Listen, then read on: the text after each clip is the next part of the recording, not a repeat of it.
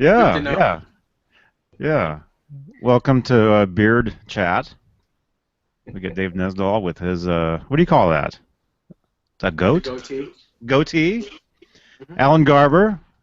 Do you have a goatee or you have an actual I beard? do. I have a goatee. I kind of trimmed it a little bit, but yeah. Nice, nice. I'm doing the actual whole deal, you know. Yeah, the full homeless. Very Yeah, funny. yeah. Well, hey, welcome. Yeah, no. Maybe we'll talk about our beards later, but no, Alan uh, wants to talk about some guitar stuff, some stuff he's been up to. So, yeah. So, yo, it's great to see you though, man. It's been a little while. Yeah, it's great to see you guys. I always love to get on with you guys, but it's so hard for me, with my baby, and I have sort of a short window during the day where it's pretty early in Pacific time, and it's a little bit later on David's end, and I'm right in the middle in Houston, Texas. So I appreciate you having some patience with me, and I'm glad to get on. Of Um, course. and you'll have to excuse me because I'll just probably I'm a talker and I'll just and I'll just kind of keep going. So wave your hands or whatever if I'm going totally insane. We'll be going like this. Yeah, exactly. Yeah, yeah. Oh, and happy Friday the 13th, everybody. Is that the Yes. National Friday the 13th handshake? My mother was born Watch on what you Friday say the about 13th. Watch when you're saying happy something, Johnny, or else someone will complain about it. Uh-huh. I'm Someone always will happy. complain that we said happy something. Don't worry, be happy, Someone right? will be against. Somebody will be against the how the scary day, the bad luck day. Did you say Sam Hain. scary Dave? Gary, the bad day, and give us a comment, a bad comment.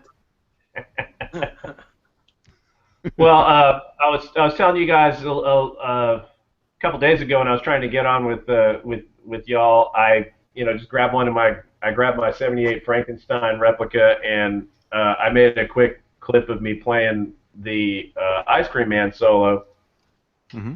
And I had made another clip. I made a clip of myself playing the solo on my unplugged '68 Strat, where I'm playing the isolated guitar track from the record in the background, and just so you can hear that my fingering kind of worked. I made that a couple of years ago, and you can hear me playing directly on top of the track, and I'm like exactly in time in it. And I was kind of doing that as a demo to show that the fingerings that me and my friend Bill came up with for the main lick at least really work, and they fit rhythmically and all that kind of stuff. And the Ice Cream Man lick is really a super tough lick. We've talked about it before. It's a lick that Eddie almost never pulled off completely correctly in in the way that he pulled it off on the record. And so anyway, since I had posted my last clip of me playing that solo, people asked me about it and asked for my tab. I included a link to the tab in the in my clip, and so if anybody's watching this, I can give the link again to Johnny, and he can post that, and that's really going to be the most helpful thing. There were a couple things that I discovered about the about that lick and about the solo and how Eddie did it. And we've talked about this before too, but live, whenever Eddie was playing the solo, he tried to make it as easy on himself as he could. And I looked at all the available clips that I could find, and I looked, and Bill also did this. My friend Bill that helped me figure this out. We looked at all the videos and photographs where we could tell that Eddie was, in that spread position, which is like from the 12th to the 19th fret.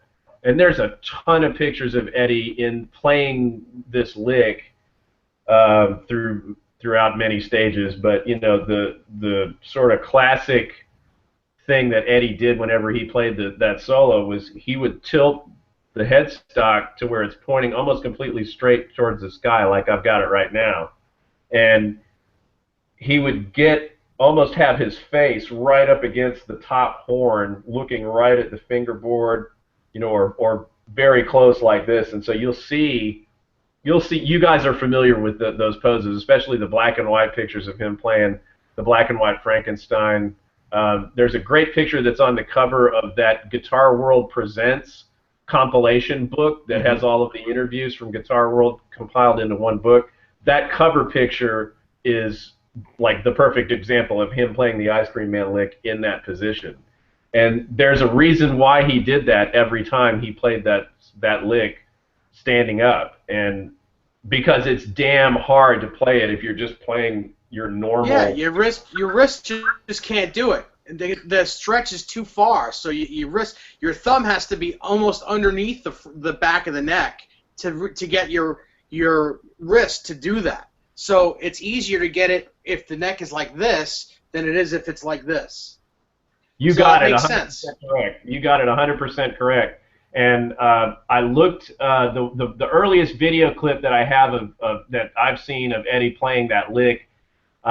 You guys know that he used to actually play that lick in "I'm the One," and he ended up moving that lick to "Ice Cream Man" because "Ice Cream Man" I think was the last song recorded for the album, or one of the last songs recorded for the album.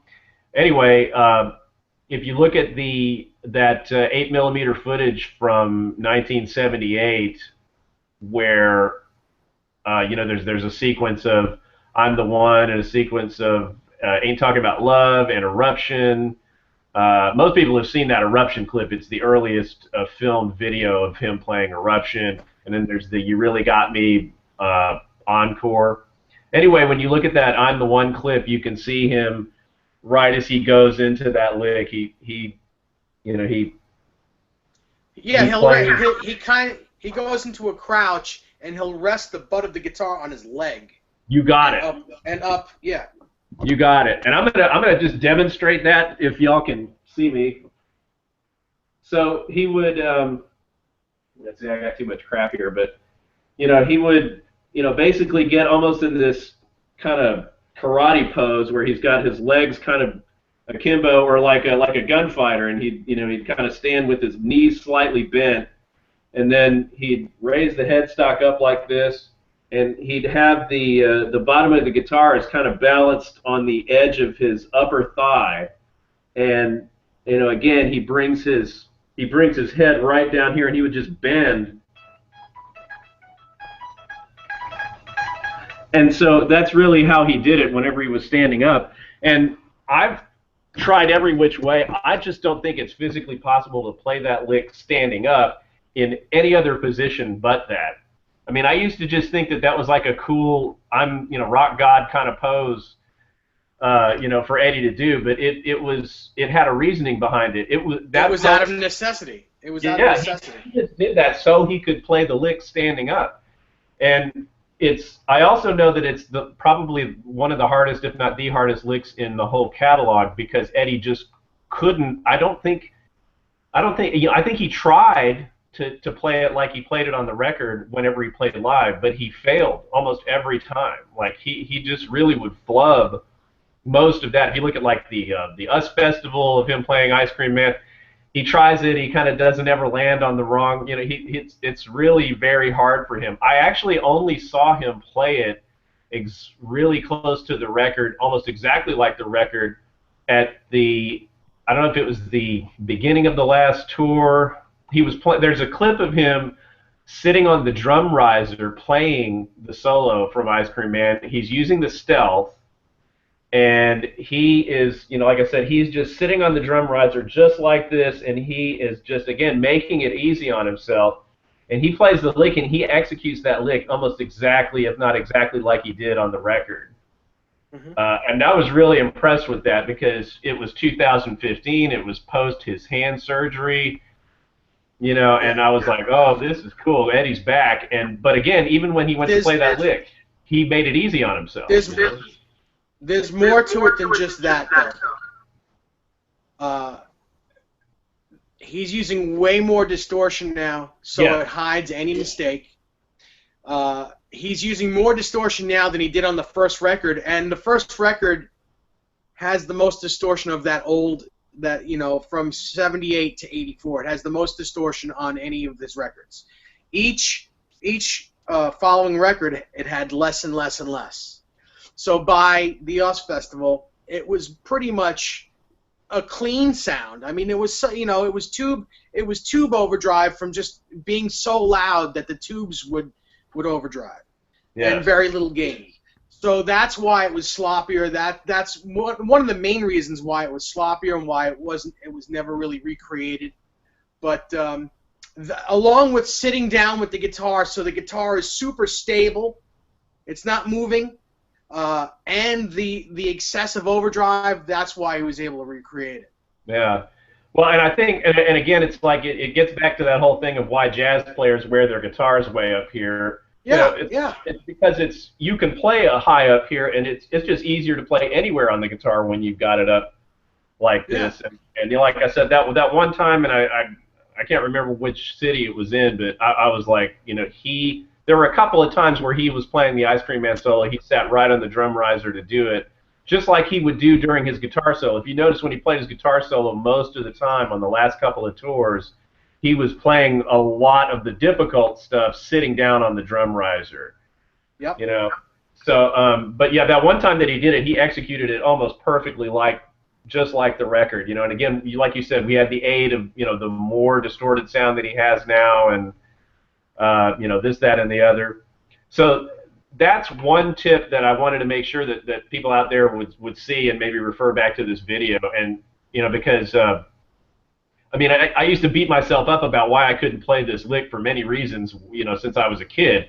I was just like, I didn't get those little nuances, again, like I'd try to play this standing up, and if I didn't understand about that positioning that he did, and it was like I was fighting a losing battle, and then, so that was one thing, and then another tip as you're going into the solo, when you're kind of in that little turnaround where he plays those major triads, starting up at the 9th fret. I don't know if you can even hear that. Yeah. Okay. So one thing to kind of bear in mind as you approach playing the solo proper is when you do that, because he's doing the rhythms like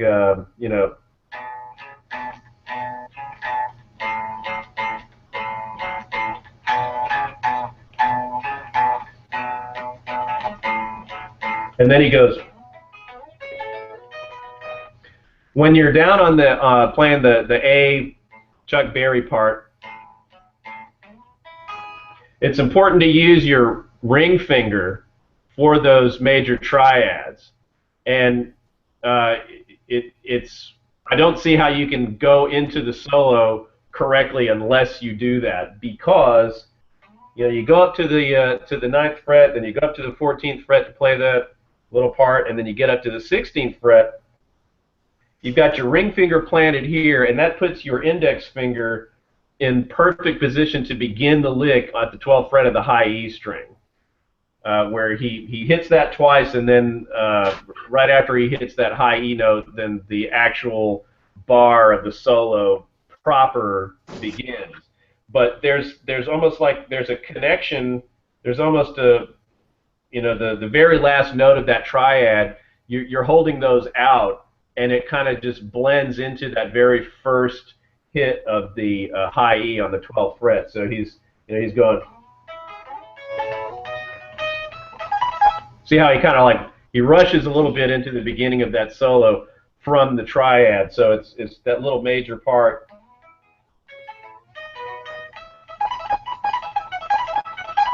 And all that stuff. So that's another thing. Some people I've seen try to do it with their like I think I saw Doug Steele. I think he does it using his index finger. So that really puts you way out of position. You're all, and then you got to jump your whole hand position to get back to the 12th fret. That's just a cool thing that I found really helps me out, and I've seen the videos of him doing it live recently, and whenever he plays that Well, lick, he always just uses that finger. Those triads that he's doing is mimicking using a slide. And Exactly. a slide is usually going to be on your ring finger anyway, and that's probably what that's, why that's better. Because it's also going to, you're right, it does put you in the right position to do the lick right afterward. But it's like a slide lick, basically, without using a slide, and that's probably why he decided to use his ring finger for that. Yeah, absolutely. But that's probably why it's best. That's probably why it's best to use your ring finger on that. Yeah, I agree. So that was something that helped me out. And then another thing you'll see when you look at my tab, the very first part of the lick on the high E, and I have it notated. I think he plays a little slight mistake. I don't think he intended to hit this one note this way, but the lick starts off with, like I said, hitting that high E twice. So and then you go. So you're going 12, 16, 19, and then it's 12, 16, 19, 12. 16, and then a pull off from the 16th fret to the 12th fret. So it's, and then normally the rest of the lick would then go down to the 19th fret of the B string.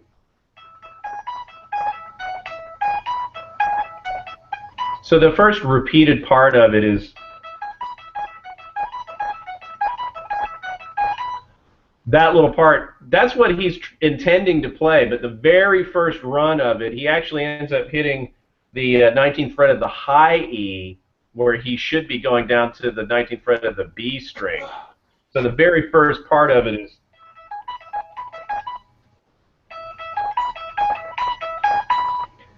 And it goes by really quick, but it's absolutely there. The very first run of it, and it's clearly a mistake to me. But he plays that, and I don't think he intended to. And then he goes back down to the rest of the lick properly. So, and then he goes down to the rest of the lick.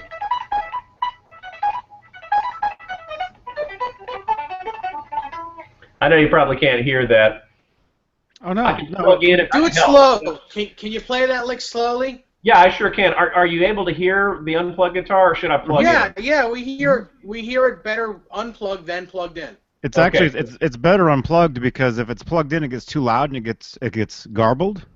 Right. It gets garbled. Right. Yeah, it does. Well, I'm thinking I could use a clean tone, because that's what I usually use when I'm using the Clapton Strat. And I don't know if that would help, but yeah. No, actually, it sounds fine unplugged. Yeah, cool. It actually like the compressor grabs it, so it makes it louder. Okay, cool. Well, David, I'll play that real slowly. And I know you were saying like you were having problems reading my tab, so if I'll just try to go super slow. So forgive me if I do anything redundant or whatever here. But no, it's okay. And it's I can't even see your fingers, because all of our little pictures. There we go.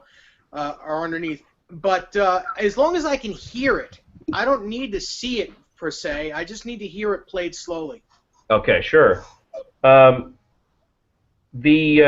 I've said before about this lick, it's the and play it with the mistake. Play it with the mistake that Eddie did. Sure, I sure will. So the key thing about this, the entire lick, and I'm just going over the actual the opening lick, the hard part. The rest of it is pretty easy for everybody to figure out, but well, easy in a sense. There's some nuances in even the other part of the solo that are tough to nail, because that part is really off the cuff. This main lick, though, is something that you can tell he thought about this way the hell ahead of time. This is a real regimented lick that he knew what he was doing. Although there is sort of a swing feel to it, and I've seen some people play the lick that are sort of like nu metal players or shredders or whatever, and they play it like directly on beat and do not have the boogie woogie swing, and they kind of it doesn't, it comes out sounding like shred instead of sounding like blues. So that's a whole other topic, but robot rock. yeah, I mean, there's guys out there that can technically kind of rip this, even, they could even be using the correct fingerings sometimes, but most don't. But that timing is something that's key. You just have to listen to the record and kind of really feel that. It took me a long time to get it correct because I would always come out on the wrong beat, Right. It comes down to feel is what it comes down to, because technically, people with great technique they don't normally have Eddie's feel. So I'm not worried about that. I just That was just a little aside on the thing, but so, certain people can do the Eddie Van Halen feel. Most people can't. Yeah, I agree, and I try, but it's really difficult, but it's fun. It's fun to get into that mode and kind of get that part of his playing, because that's like such a fun part of his playing. It's what makes it. Yeah, that's the more believable part. Yeah. That's what makes it like, I buy it. I could buy it, because anyone that can actually just play the riffs. That doesn't mean shit to me. It's the feel. Yeah, although they're both of them are difficult, but the feel is really difficult, and that just comes to me from just really listening to the actual record and just absorbing that as much as you can, and trying to play along with and play directly on top of what's going on in the record. That can really help develop the feel. Like a lot of times people will just sit down with a tab book and only listen to the record like in a cursory way, and they really get themselves concerned with just practicing the notes, and they miss the timing and the feel by doing that. That's why I think it's good to really, really listen to the record closely. So anyway, that's a whole other point, but let me get down to the actual lick. The whole deal with this, and I've said it before, is that the lick is played, and this is what can be hard for a lot of people. Eddie plays this lick using the index, the middle, and the pinky fingers. It's not done any other way, and it's provable in the same way that I've seen all the videos where he's playing the lick, and we can clearly see which fingers he uses whenever he plays this lick, and all the photographs where he's playing this lick, and he's played variations of this lick through. He pretty much did it up to 5150, and then when his technique kind of started his technique started getting bad, kind of around the the 1990 era or so, he wasn't really able to do this kind of stuff, so he kind of abandoned doing that, I think.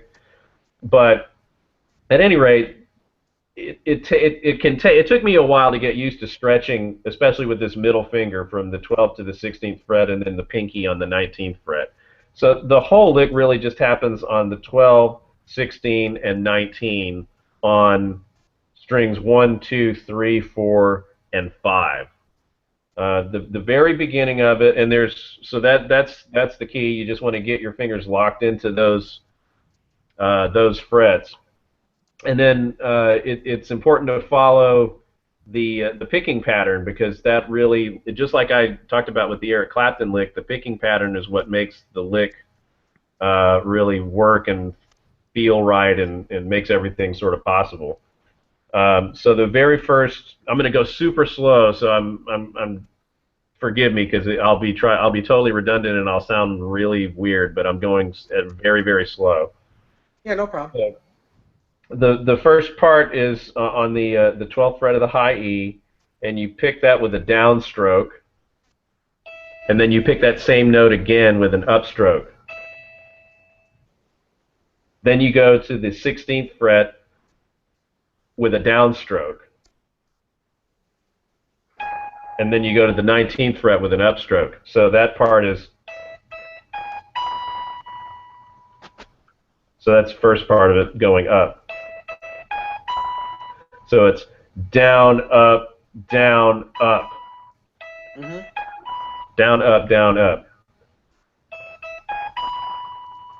And then you're going to do a downstroke on the low E, on the high E again, and then an upstroke at the 16th fret on the high E, and then pull off. So it's And then you go back up to the 16th fret again, so you're going to go.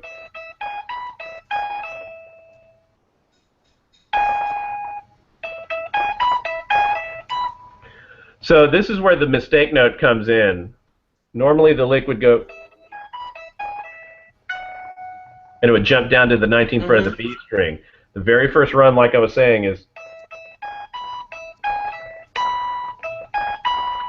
So he hits a note on the high E string at the 19th fret instead of going down to the B string the very first time out. So it's.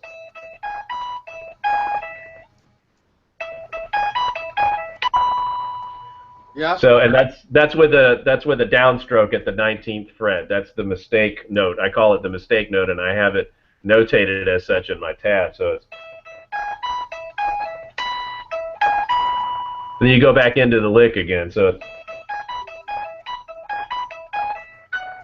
And then you go back to what the lick is really supposed to be, which is down to the 19th fret of the B string.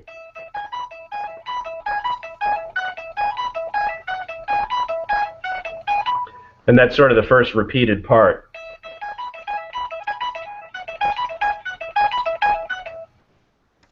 So once you got that going, then you're essentially repeating the pattern all the way down the strings.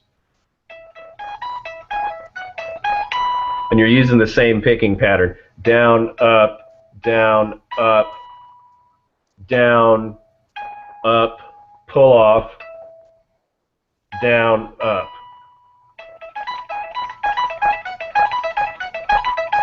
And then you move it down, starting at the 16th fret on the B string.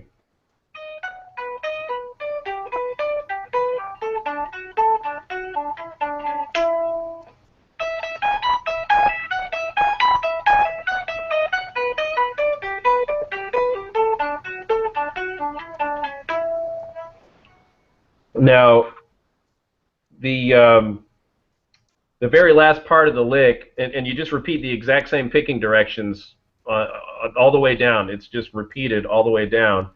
When you come to the last part on the where you're going between the A and the D string,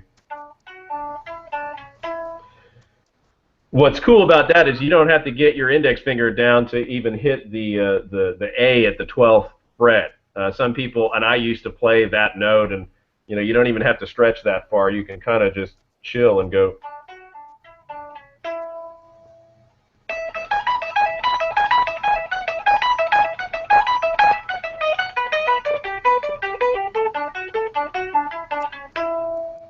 And I can play it slower. Is that too fast still? No, that was fine. That's perfect. I'm gonna run through it again a little bit slower. Okay.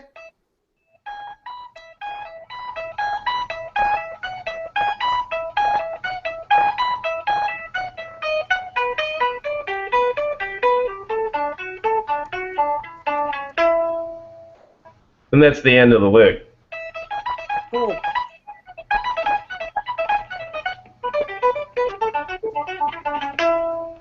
Alan, I'm just going to go grab a guitar real quick. Give me 1 second. Yeah, please do. I want you to, yeah. So I know that's super boring, but... Oh, yeah, I was sleeping. No, my phone died, so I had to go plug my phone in. It looks like Rob Johnson wants in here. Oh, yeah, great, man. Love to see Rob. Let me see. I had to jump. My phone died, so I had to plug it in and then grab my iPad. Where's he? No problemo.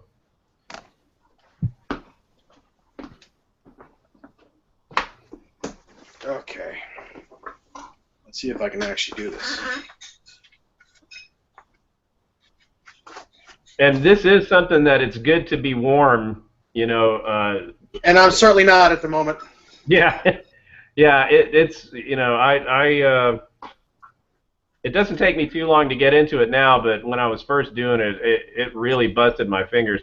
Really had to stretch in ways that I wasn't used to,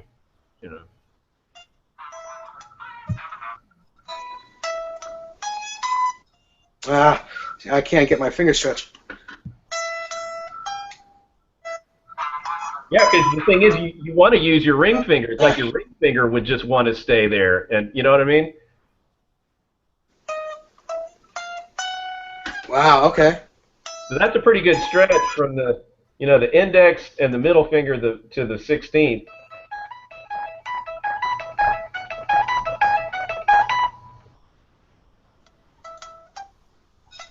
Wow. It's the stretch from the 12th to the 16th that's getting you, isn't it? Yeah. That's hard, man. And there's some other little tricks. I'll tell you a thing that I found that helps me too. He on the high E, and you can see this in the pictures, and you can see it in the videos. When he's making that high E note at the 12th fret, he's got the meat of his finger is just behind the fret wire, where he's Yeah. it's like really close to the fret wire, just enough to where so he can fret it. He's trying to make that stretch not so bad, but it still doesn't help much. But I noticed that he's just barely behind the fret wire. Yeah. Yeah. He's just. It's like almost.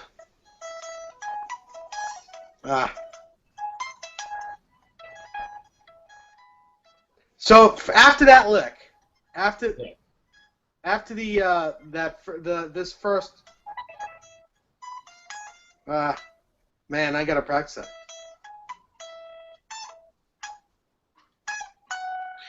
Now where does it go? And then it's the same thing going down. So you're going to go. So the repeated part. Remember that first time you're accidentally on purpose hitting the 19th fret of the high E string. So you're. But the rest of the lick and really how he's trying to play it is. So you're going with an upstroke on the 19th fret of the B string and then back up to the high E with a downstroke.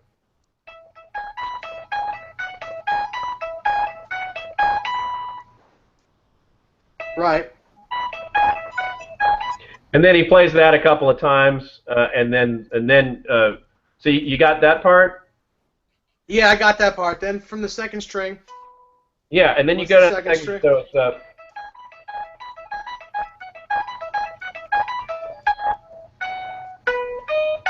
and then you begin again on the 12th fret of the B string. So it's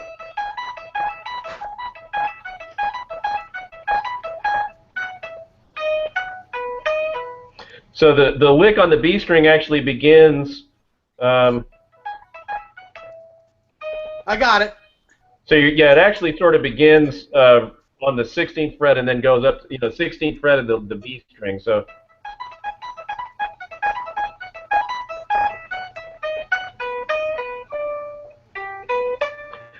that part of the lick just travels down the neck. So you're.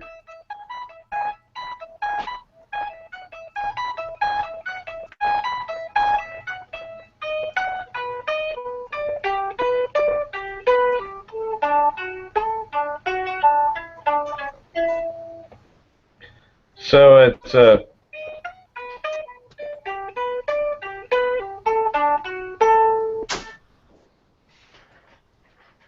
and I'll play through the whole thing again real slow.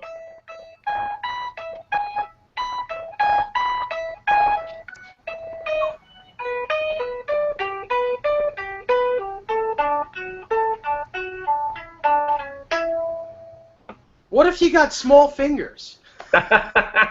Short fingers. What if you have short fingers? You're screwed. But that's the thing that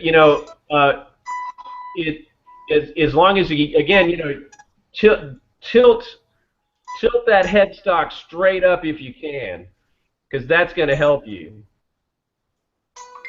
You got it. That's how Eddie played it on the last tour. Like I said, when he was sitting down on the drum riser, he's sitting just like I'm just sitting like he did, just almost straight up to the sky. That I think really helps.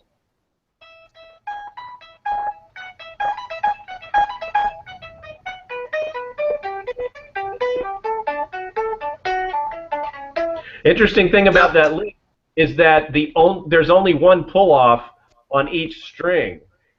So you're picking Yeah. nearly every note. That pull off from the 16th fret to the 12th fret on each string is the only pull off that happens. And Right. as we've said before, it was originally in Guitar for the Practicing Musician back in 1986. It was originally transcribed as tapping the entire thing that just But does it. Yeah, but can you do it as a tap? Can you do it correctly with tapping? I don't think you can, because No, you how do you do can't. the pull off without the You tap? you can half-ass it, but it just won't sound right, because that's the whole magic of it is that you have that staccato-ness of picking every note except that one pull-off from the 16th to the 12th fret. And Right. that's a really I've seen there's been other transcriptions where they try to do hammer-ons and hammer pulls combinations and lots of things to where there's ways to play it where you're only picking like one note per string.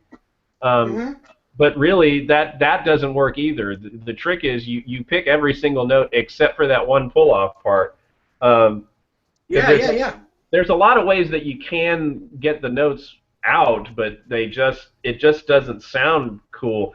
And that's the another cool thing about that is when you do pick all of those notes except for pulling off with from the 16th to the 12th fret on each string, when you pick that many notes, it's also being accented. Hey, Rob.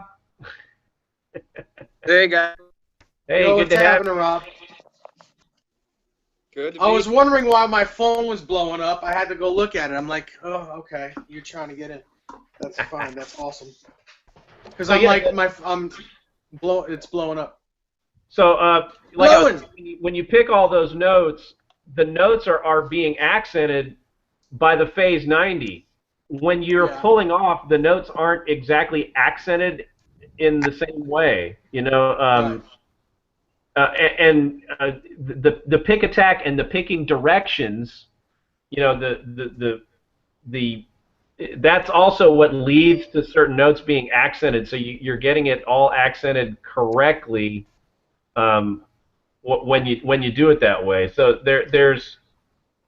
I really think anybody can do it with even if you got shorter fingers or whatever. It's just you pay attention to those little and Rob, you can see this if you rewind and watch this whenever Johnny publishes it. But I went through like some tips in order to be able to play it without making it too hard on yourself. And if you Well, Go ahead. the funny thing is when Eddie does it a lot live, when he does it a lot, the stretch from the 12th to the 16th fret, he hits the 15th fret a lot of times. Yeah. You ever notice that? Like he misses the 16th fret and hits the 15th fret.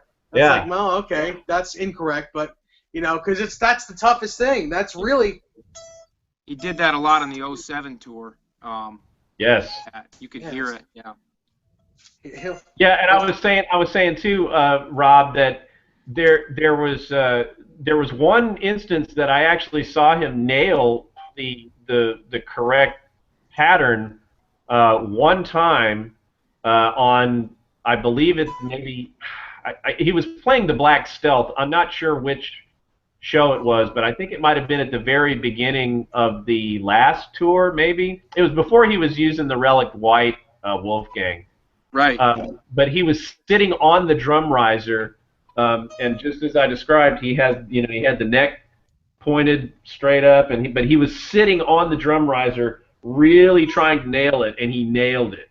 He nailed it. I was so impressed with that. But even back in the day, he would just flub. He would like David was saying, he would just kind of hit whatever. I mean, that was one of those ones where he was just going for it, and he almost never really got it.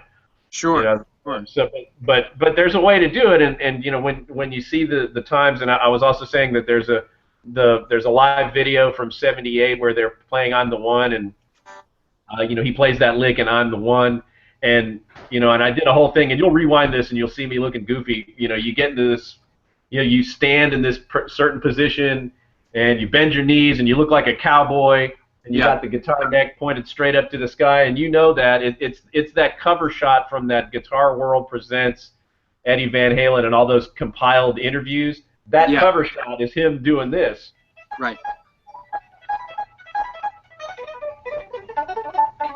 So that's him doing that, and you know, like I was saying to the guys before, he wasn't doing that to look cool. He was doing that so he could physically actually play the lick, and I haven't seen any other way that you can play that lick unless you are in that pose or you're sitting down.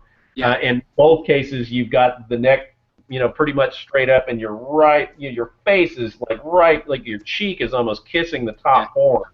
I can't wait to watch the video to see, because, you know, even though I'm playing it incorrectly, I kind of have an idea of what's going on.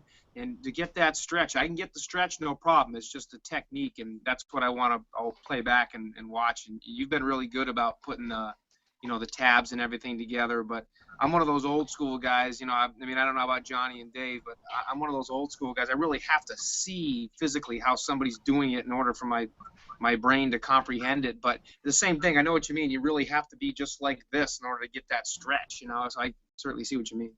You got it, and that's kind of, and I remember you saying that, and that's why I wanted to do this. And I didn't want to do it on like one of my own videos because, you know, it's like I feel like I'm more comfortable with just babbling in front of you guys and kind of doing that. But it'll look ridiculous if it's my own video that I'm publishing to YouTube and everything. It'd be like I get a million comments. It'll be, oh, shut up, man, just shut up, you know. Shut up. Well, it's a good thing none of us babble, right? Yeah, myself included. I apologize, guys, for letting me come in for a few minutes. I'm at work right now, and I'm in my office wrapping up some paperwork for the end of the day, and I heard you were on here. Johnny and Dave told me about it, and I appreciate you letting me in for a few minutes. That's cool. Definitely. Oh, cool. Thanks, guys. And so I know, Rob, you had seen it, and part of what led me to even want to do this and made me think about the Ice Cream Man solo again was I made a clip of me playing the Ice Cream Man solo plugged in on my '78 Frankenstein replica, which I think you saw and you liked. So that I just I did that, and then because that was the first time that I had made a clip where I'm playing it plugged in on that. That's the first clip I've ever made of me playing my relatively new Frankenstein replica plugged in with all my effects and stuff. So I did use my my vintage Bud box. It has this Phase 90 has 1974 pot codes on it. Oh, that's awesome. And I changed the battery in it, and I was like, oh, well, now that I've got a battery in it and it works, I might as well make a clip. Here's another kind of cool thing that I wanted to talk about is effects. And a lot of people, you'll see people asking the same questions a lot of time, as Johnny has pointed out, a lot of times on Facebook or even on the forums.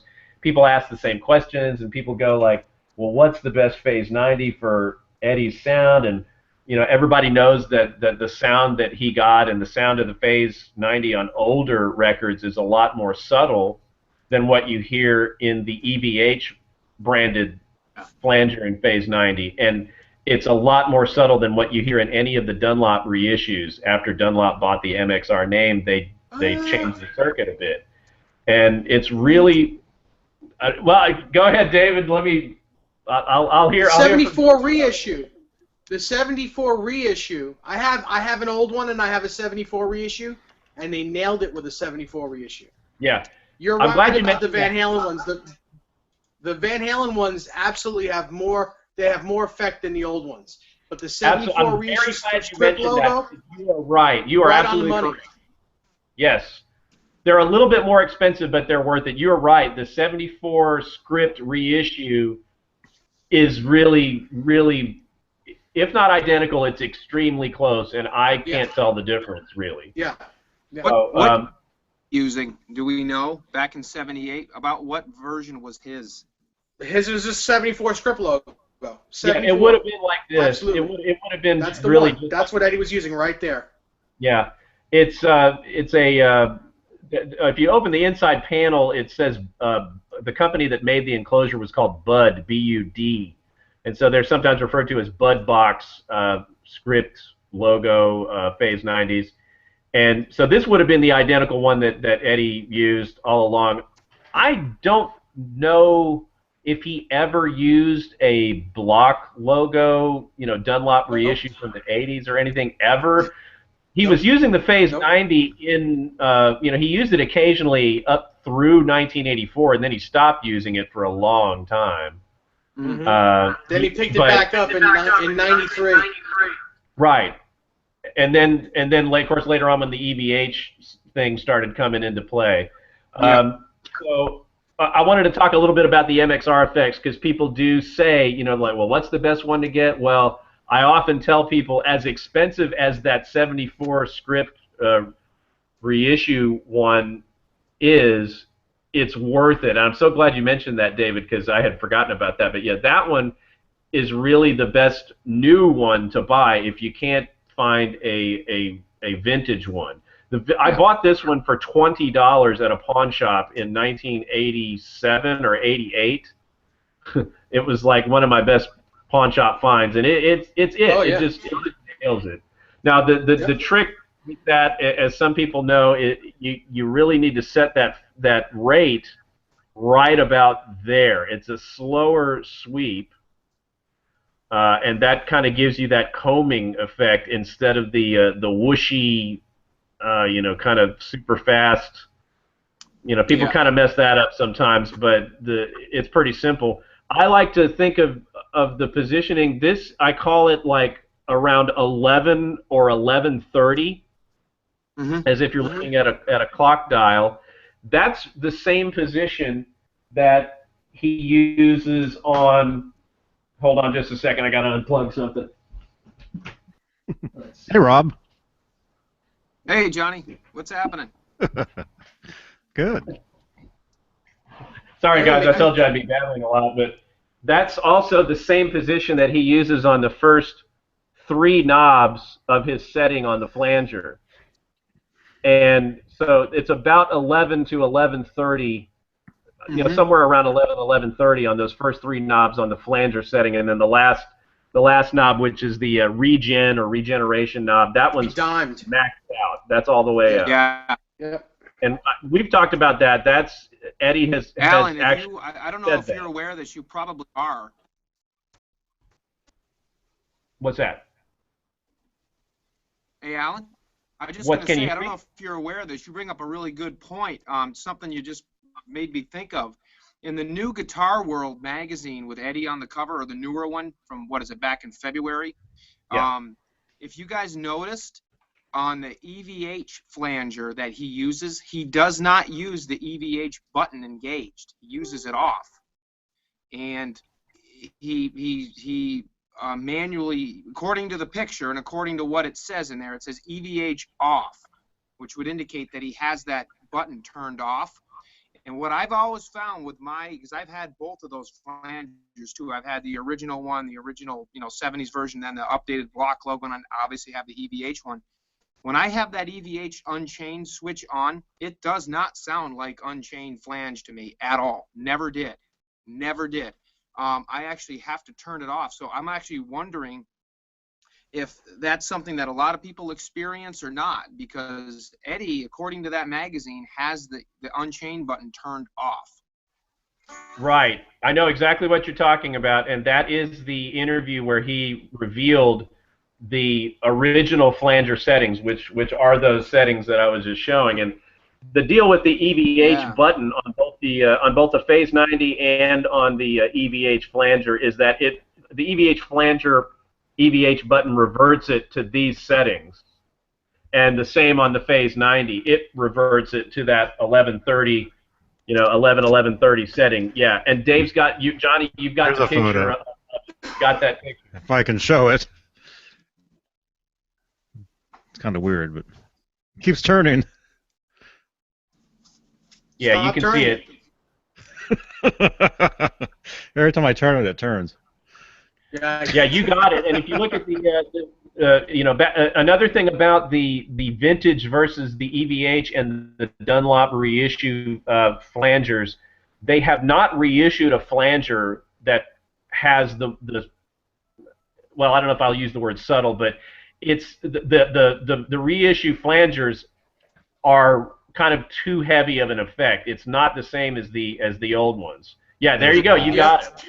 There's that. If you can see it. That at 5 o'clock, I wouldn't use that setting on a vintage one. Maybe it's better on the EVH flanger, and that may be what he used. But the actual setting is with the regen all the way up on the vintage ones. That he said that in the interview proper. So anyway, I had made the point about the newer Phase 90s have too much of a, it's too pronounced. The effect is too strong.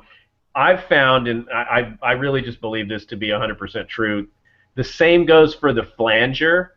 The flanger effect is a little too overpowering. The signal's too strong versus the vintage one. So if you're really trying to get the sound from the records, you know, from the first album through Fair Warning, he stopped using the flanger after that. But if you're trying to get that sound right, you really need to get a vintage MXR flanger. And really, I've looked on eBay, and you know, sometimes people try to jack up the prices, but you can score a vintage MXR flanger, you know, not a Dunlop reissue, a vintage MXR flanger.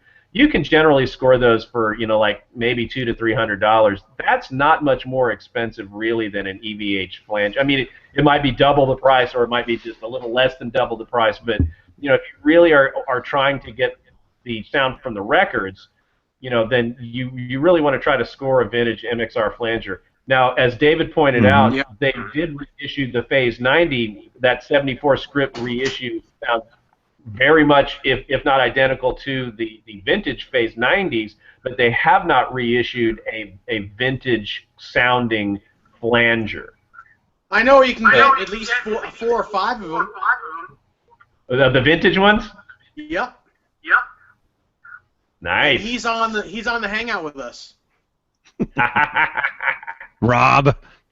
No. Are you hiding all those things, Rob? Yeah, well, I used to get them for about $150. The vintage ones. Yeah. You have like five. You used to see them all the time, and I used to grab them because they were my favorites. And actually, a few of them now, they're kind of busted up. Like, they don't... I turn them on, and it's just like... They have a lot of problems. They do. So I need to get them... I need to get... And anybody's watching, I need to get mine doctored up. But I had one in particular that sounded the best. And actually, because since I had so many of them, I wrote on it with a Sharpie, the best. So I knew which one it was. But the sound, it had that actual, hear about it later, Unchained, the exact sound. That one, they all do, but that one particular one I had nailed it exactly. Yeah. Now there's a couple of things that you can do. I actually had to get my pedal serviced because the switch went out and I had a short in one of the input jacks. I sent this to David. You might know him. It's a guy named Howard that used to work for Electro Harmonics, and he built some of the later he was part of the team that built the Deluxe Memory Man, and you can look him up. I forget his name, but he fixed my pedal. You can also send your pedal, Johnny, if you have any of those old ones that aren't working so hot, you can send that to the guy Howard, and I can give you the guy's website later, or you can send it to Analog Mike Pereira, and he can Analog Mike. Analog Mike will do it, and he's an Analog Man is great, the greatest. He knows about these pedals. There's the deal with the flangers is that they do not have a true bypass pedal in them. When you have it plugged in, you can still hear the kind of the swishing effect very faintly and sometimes loudly, even when you've got your volume knob off and all that kind of stuff. So a good mod to do, and I'm going to do it, and I'm going to get Analog Mike to do it, is to put a true bypass switch in it if you have a vintage one. That's going to be really, really helpful. I believe that, you know, you'll see a lot of the pictures of Eddie with the old pedal board. He didn't have the flanger plugged in all the time. Sometimes he just left it unplugged and went directly into the Phase 90 as the first thing in his pedal board. You know, the flanger is actually located off the pedal board in a lot of in the very old pictures. And I think he would sometimes just patch the flanger in whenever he wanted, but this thing is noisy as hell. Yeah, because you hear it. That's what I don't like about him. That's what I don't like about the old ones. And actually, if you get it through bypass, that will fix that problem. The newer one, or the black and white one, striped. Yeah. Dunlop. That one, when that one first came out, I bought one, and I immediately I got rid of it because even when it was turned off, the switching sound was so loud. Even when it was off, it was unusable. I couldn't use it. I don't know if it was that one particular one or if they're all like that. Those newer ones. I would say all of the flangers, all of the MXR. I would say flangers. flanges in general. Yeah. Flanges in general, yeah. Or all the MXR ones in general. Yeah, and then of course when Johnny, you mine's use like high gain sound, it maximizes that noise too. Yeah. Mm-hmm. Mine's the And a same good way, thing to get that I recommend for everybody who is using, anybody who's playing Van Halen music with a the Phase 90 and the flanger, and they're using high gain, whether you're getting it out of your amp or you're getting it from a pedal. The Boss NS2 noise suppressor is a great pedal. Yeah, I have one. Love them. Love it. Yeah. I think I have Awesome. that too. Yeah. Yeah, that's really a pedal board must-have. Yeah. I've got that on mine. It's not plugged in though, because I played some. It's better than a lot of noise gates that I've seen. It's got a good threshold that you can set it however you want it with whatever effects you got going on, and that really helps. I used to have one. I sold it a long time ago. I need to get another one because now that I'm actually using these the flanger especially, it helps a lot with the noise. So yeah. The problem I have is just having a Boss pedal on one of my boards. That hurts. Hate the way they look. Hate the way they look. Yeah, but I'll tell you Funny what. thing about Boss pedals, we were when Prince passed away, everybody's like, kind of jumping on the bandwagon and trying to figure out what he did. Prince used he used some, boutique-y things occasionally, but Prince's main sound came directly from the standard old Boss effects. He used the Boss, like the circa 1982-83 era of Boss effects. He used the chorus, the distortion, the flanger especially, and the octave pedal. Those were really the key to his sound. And you can see, I can tell you for a fact that he used that most of the sounds that you hear on, say, Let's Go Crazy, well, not, say, Purple Rain. Everybody's playing Purple Rain right now because that's such a great song, and it's got great guitar solo and all that kind of stuff, and it's also kind of somber to make us think of Prince passing away. But, I have a video of the actual live performance that song was taken from, and the camera pans down and you can see his pedal board and Wendy's pedal board. They're just using the same old Boss effects that everybody used for years. I'll tell you, back then that's really all there was. Yeah. I'll tell you one thing. Yeah, there were obscure effects like the electro-harmonics effects and stuff like that, but that time they were expensive back then. Yeah, absolutely. And the Boss was good and cheap, and everybody was using them. And they're great pedals. They, like Jane's Addiction. If you like Jane's Addiction, I love them. It's just a Boss. It's just a Boss DS1 distortion, with a Marshall, for the main sounds, and he used, it's good stuff. But yeah, I know what you mean about the Boss effects. They're not as cool looking as some of the other vintagey things that we've got, I'll tell you one thing though, guys. As far as the Van Halen piece is concerned with the Boss, I also agree with Dave. It doesn't look great to have the Boss pedals there, but I'll tell you one pedal that I really, really like, and I've recommended it to a lot of people. If you're into that Eddie Van Halen balance era sound, and I really am, I love that balance era sound, is the PS6 Harmonist. On the D-Tune, I get an incredible balance era, harmony type sound. I get that detuned effect that he had so prevalent in the Balance tour, also the For Unlawful tour, but he dialed it in a little bit differently. And when you're using a single, an amp like mine, it's the 5153 1x12 right now because I got rid of my stack, and you don't have that traditional wet, dry, wet setup like he used. The pitch factors and all those are awesome. The Eventide stuff is the way to go. But I'll tell you what, on a budget, that PS6 Harmonist, man, that does an incredible job of dialing in a balance sound. At least for me, it always has. Yeah, you're absolutely right. And I think I've heard you. I think you made a clip with that before, didn't you, Rob? Yeah, it sounded fantastic. It's a great budget way to go for that, and the same for the octave down. You know, just the octave down thing that you hear on Unchained and hear about it later. Yes. Those are great. Of course, now I got the Eventide H9, and I'm just still experimenting with this. Yeah. I have the core, so I don't have all of the presets and everything, but this has been great. It's pricey, but for all you get on it, it kind of shakes out in cost because you really get every damn thing in the universe with this, and you get hands down the best Van Halen detuned chorus. I mean, this is it right here. You know? And in fact, I'll be willing to bet that on the next tour he's going to have an H9 on his board. Yeah, if he goes, and it's funny because he didn't use it at all on the last tour, did he? No, the harmonizer. Nope, because it was too new. Well, he didn't use a harmonizer at all. But if what I think is going to happen will happen, you're going to hear him reverting back to the Sammy Hagar days type of sound. Yeah, I agree. It's funny. It'll be chorusy again. It'll be a little bit chorusy, and I guarantee there'll be an H9 on his board.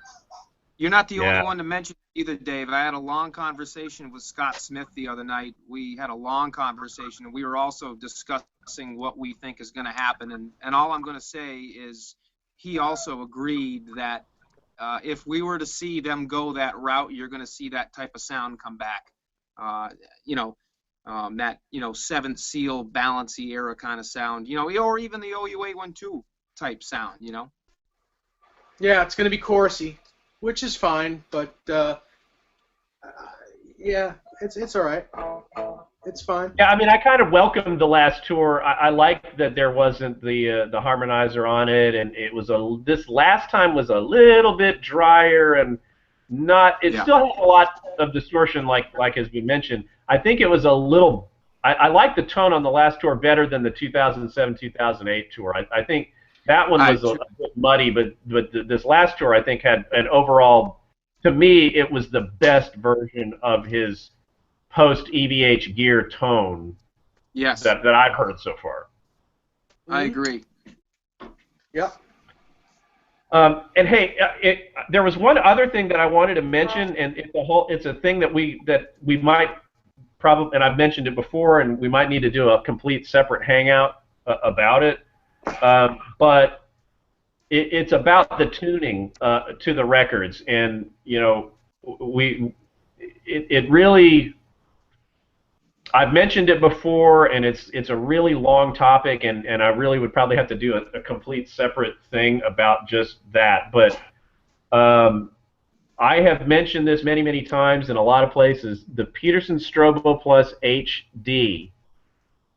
This is going to sound like an infomercial for it. In my opinion, in my experience, this is hands down the best tuner on the market, period. It's not very expensive. It retails for about $139. Sometimes you can get it for like $10 less or whatever.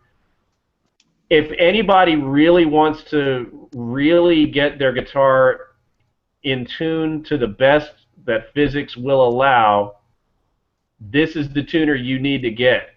And I'm mentioning this in a Van Halen discussion because I have used this tuner to help me quantify and write down and have easy recall of the various tunings that are on the various Van Halen individual songs, because there's individual songs that are completely tuned differently, especially on the first album, and it went that way up through at least 1984. There's some really wild tunings that I have found and notated that are nothing to do with tape speed manipulation or pitch control or anything like that, because there's individual strings that are way out of tune with each other, not just the entire guitar. I'm talking about, the low E is way off from, what the high E would be, or any of the other strings. It's a really weird thing. This is like, people think I'm crazy and I'm sitting here with tinfoil on my head and the aliens are coming to get me, but I finally figured out and notated these tunings, and I did a real long thread about it in the Metro Amp forum. I always post my tunings. The deal is if you pony up and get the Peterson Strobo Plus HD, there's a whole software and a community that's free that goes along with it that you can share tunings. And I've put all of my Van Halen tunings on their thing, and you can actually just dial it in, plug it in, and download my tunings that I've found, and you can tune your guitar perfectly with the records. Now the deal, and this is nuts, and some people are not willing to go down this whole rabbit hole, and I can understand that. I personally have found it to be really useful to be exactly in tune with the record when you're trying to figure out how to play something from the record. I mean, you can tune a half step down for Van Halen recordings, but you will be off, really off, because he almost never tuned exactly one half step down. And I'll give you a for instance. Ice Cream Man is one of the simpler tunings. The electric guitar on Ice Cream Man is tuned down a half step, but it's up exactly 15.0 cents up from half step down. So that's just one of the many tunings that I found and notated using this. And you have to have specifically a Peterson tuner. You can get strobe tuners from other companies, but Peterson really makes the best, the most affordable. And the thing about Peterson is they have a setting that's a sweetened setting. And we've kind of sort of discussed this before. The sweetened setting on a Peterson tuner, it's basically a scientifically derived compensated tuning that helps you be in tune across the whole length of the fretboard, from the bottom string to the top string, and from the bottom of the fretboard to the top of the fretboard.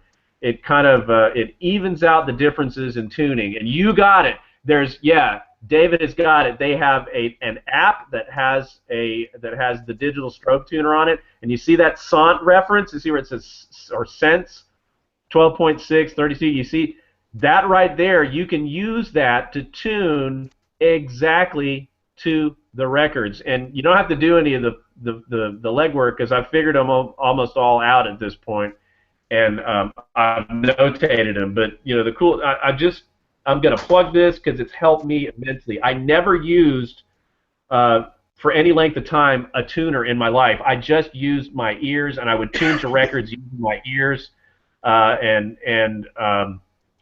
chromatic tuners will not get you there. Chromatic tuners, if you tune exactly to the pitch, you will be way off on the whole rest of the guitar. If you play a chord down at the nut and you play a bar chord, the notes are not going to be in tune. And that sweetened setting that you find in the Peterson Strobo Plus will get you the best in tune across the whole thing. Now, there are people like James Taylor and a lot of other guitar players, Eddie included, that have their own offsets that they've used, where they're tuned just slightly differently on different strings to make them ring correctly.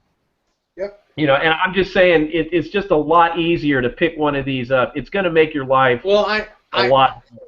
I do know the way Eddie does it because I've spoken to Tom Weber about it. The two high strings, the E and B, are tuned 2 to 3 cents sharp. The G and D are tuned exactly to 0. And the A and low E are tuned 2 to 3 cents flat.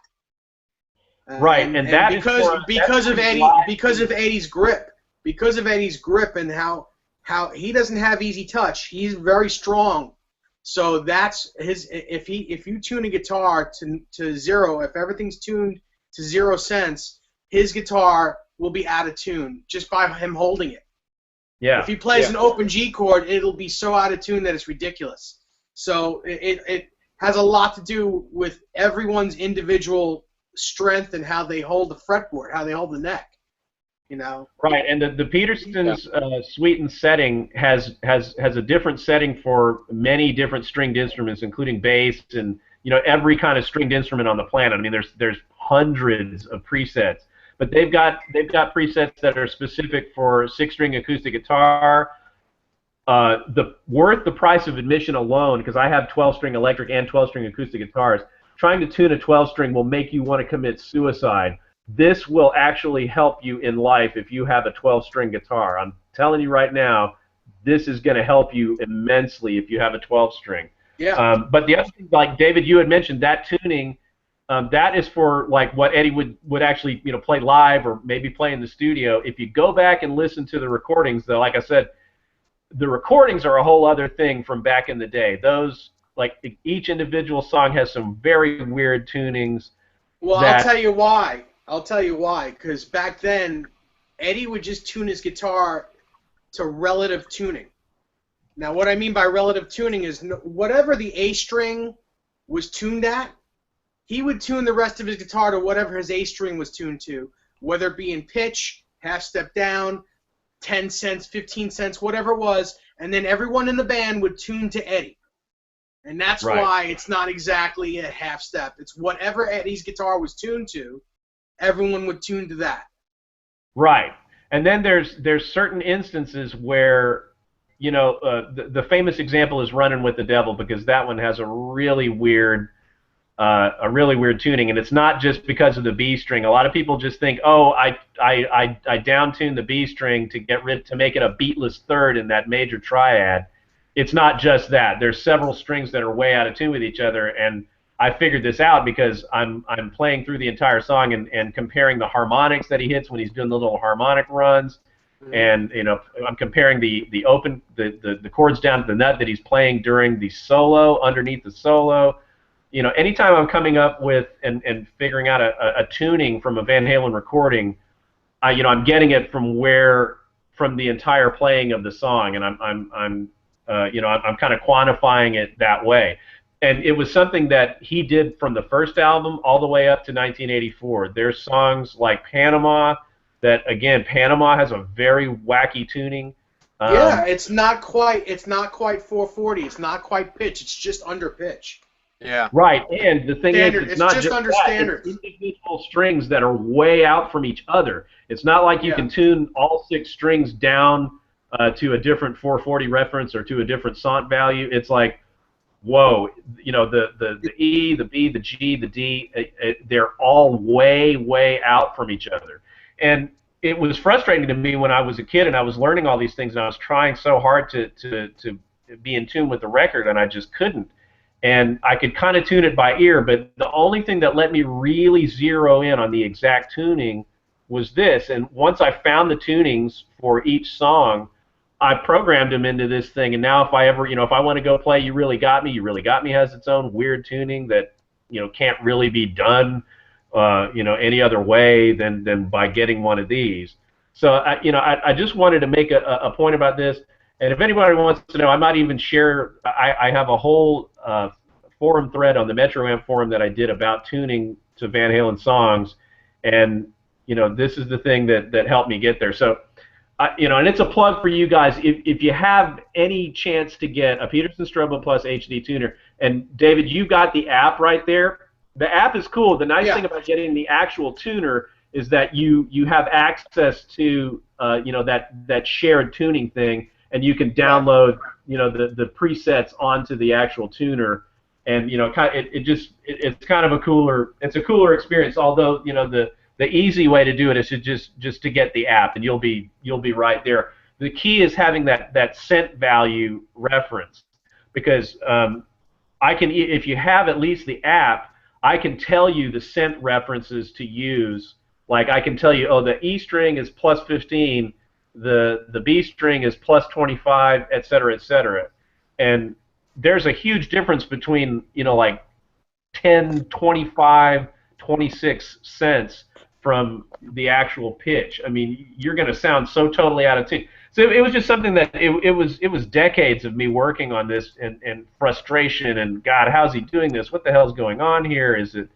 But it's something that helped me really, really immensely. So as I was just going through the Ice Cream Man solo, that's with the caveat that that song is tuned down a half step, but it's 15 cents up from half step chromatically, if that makes any sense. Yeah, sure. If you tune that way, like so, I don't know if you want to, and I know you hate to tune, David. I know you hate to tune down a half step or do an alternate tuning, but just while you're working, if you're working on the Ice Cream Man lick or the Ice Cream Man solo, try that out. Just do plus 15 cents up from half step down. I can do And that. do I that mean, on all the strings. I don't enjoy doing that on a Floyd Rose, but on anything that I don't have a Floyd on, I'll do it, no problem. Yeah, It's just pick up easy. a Strat. Just pick up a Strat and do it. And if you've got like just a hardtail Strat, even just do that to practice the Ice Cream Man lick and listen to the record, and it'll really, I think it'll really help you, and it'll help anybody Yeah, I learn to agree. get right. So anyway, that was I my agree. babbling. I'm kind of done with my babbling. Sorry. Well, I'll tell you one thing. I want to give you kudos for a second, Alan, on the sitting on top of the world lick that you did. I mean, I tell you what, that lick, as you said in the VH links and stuff, that helped me out immensely. And I can see it in, When It's Love. I can see it in Panama. I can see it in, You Really Got Me. I mean, he does that lick all the time. And if you listen to him play live, it's just something he repetitively uses over and over and over and over and over. And not only songs that he's used it in, you can pretty much use that lick almost anywhere anyways during Van Halen songs. So the technique that you demonstrated when you did that, there was a couple of notes that I was missing in that. And when I went out to see Dave back a couple months ago, we were talking about that when we were playing one night. And since that time, I've even kind of got the technique down a little bit more, and playing it in E, playing it in B, playing it in A. And I'll tell you what, that is such an awesome lick. It just feels, So I just want to say thanks. Thank you very much, Rob. I'm so glad that you got that, and I know, David, that was cool for you to get with that too. It really was a magic. It was a magic key. If there was any magic lick to Eddie's playing, that was it. I mean, that lick helped me figure out the picking pattern, and my friend Bill, again, who figured most of this stuff out. That picking pattern is actually present in the Ice Cream Man lick that I was talking about. It's the right-hand picking pattern. It shows up in places that you don't even realize it. Yeah. But it just goes to prove that Eddie really was always telling the truth. His number one influence on guitar is Eric Clapton. Yeah. Solo-wise. Yeah, so lead playing, yes. Absolutely. But I still say to this day, his rhythm playing is all Pete Townsend. And Keith Richards and all that kind of, but yeah, it's Pete Townsend. He's using those little suspended chords and the little, and of course the pop ditties. Another kind of funny aside, I'm glad you mentioned Pete Townsend because Eddie really loved garage rock. When he was a kid, he bought that Nuggets compilation album that has those really cool garage things that you might hear on Little Steven's Underground Garage on satellite radio. I mean, those things like Friday on My Mind by the Easy Beats and Glad All Over by the Dave Clark Five and Needles and Pins, all those cool things, the pop thing, the pop garage rock thing that was really what the Who was about. And if you want to get a key, like an insight into what Eddie's songwriting and his rhythm and his chords and riffs, a lot of that comes from that type of music, and you hear that on the Nuggets. It's called Nuggets, Nuggets compilation. It was an LP set that came out in I think 1972, and a lot of people picked up on that, and that was a big influence on what later became punk. That was a really popular compilation thing, and it was back to those short pop songs that had those kind of those riffy things. You'll just hear that Dance the Night Away, Panama.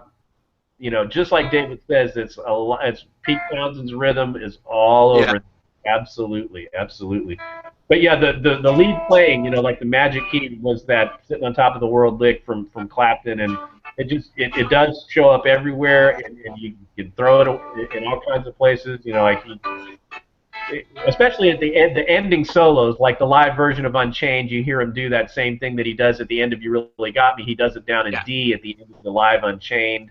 You guys know it. Just I'm so glad that to get it out there, and I'm really super happy that that Rob and David and you, I don't know, Johnny, if you've had a chance to work on it, but it's a really cool thing that helped me out a lot, and I'm super happy that y'all are able to use it and got something out Well, of that.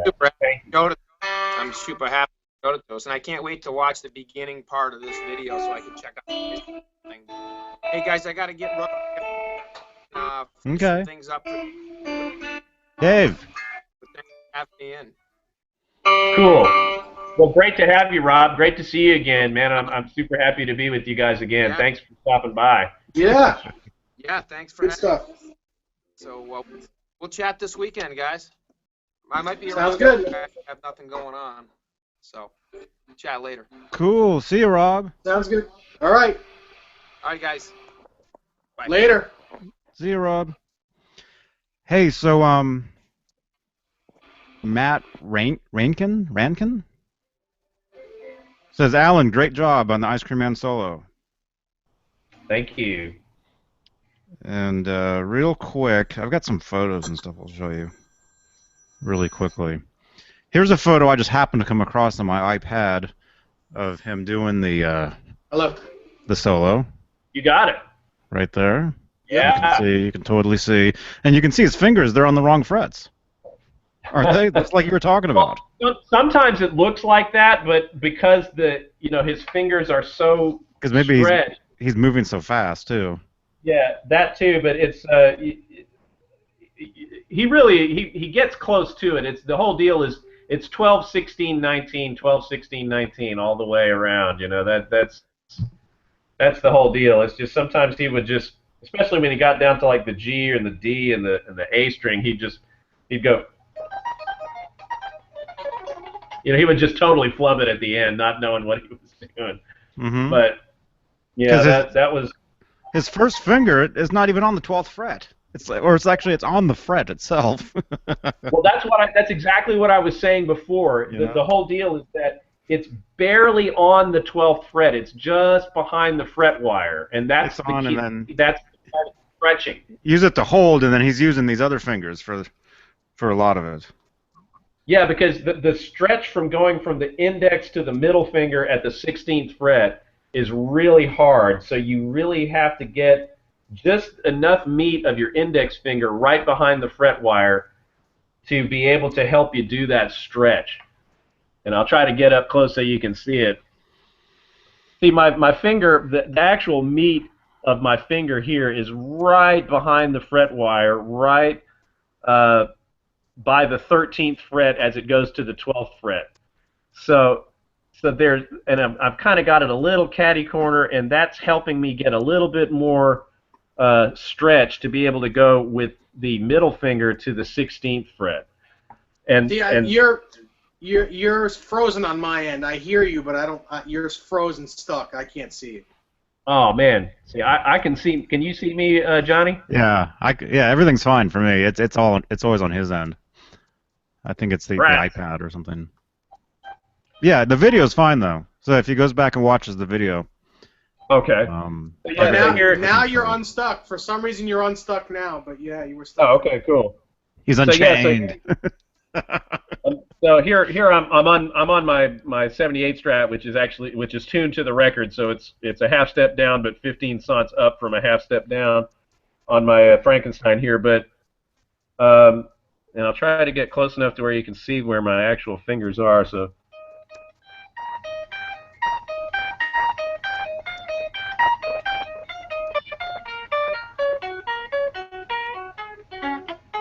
So that right there, it works that same way as you go down to all the strings. Your finger isn't in the middle of the fret, and it's not at the other end of the fret. It's right up against the fret wire, just enough to where you can actually fret the note.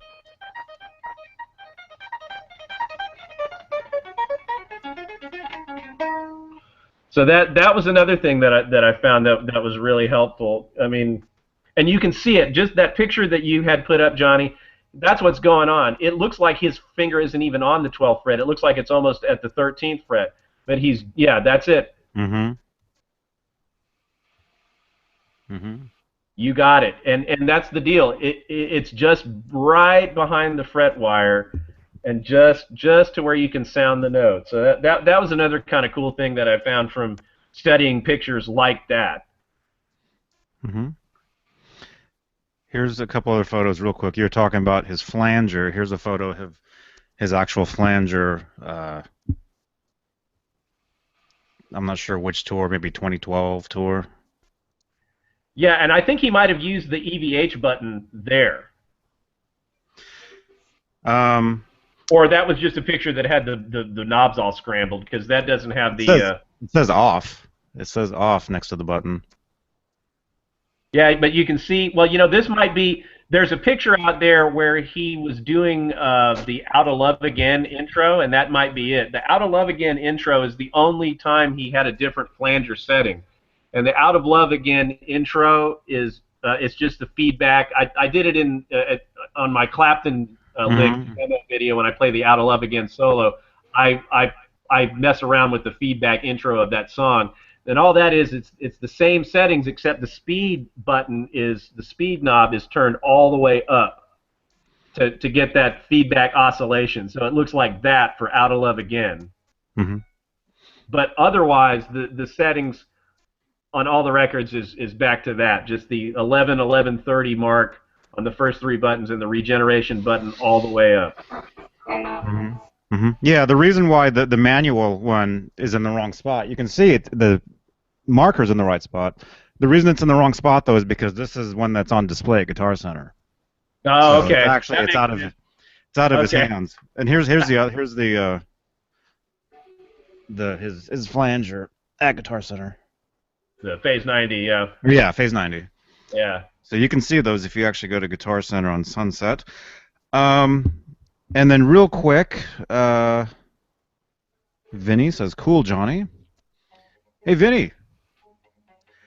Gearhead762 says, "Have any of you guys ever preset the low E fine tuner on a standard Floyd so you can back it off to get drop D tuning?" Yeah, David Yes. talked about that on the last video about the D-Tuna, as a matter of fact. Do you think that is what made Eddie come up with the D-Tuna? Well, that's the reason why, and he didn't come up with it. He's part owner of it, but Adam Reaver. Yeah. Adam Reaver is the he's the one who made the thing. He invented it. So, but he introduced it to Eddie, and Eddie said, "I'll go into business with you and do this with you." So that's how that happened.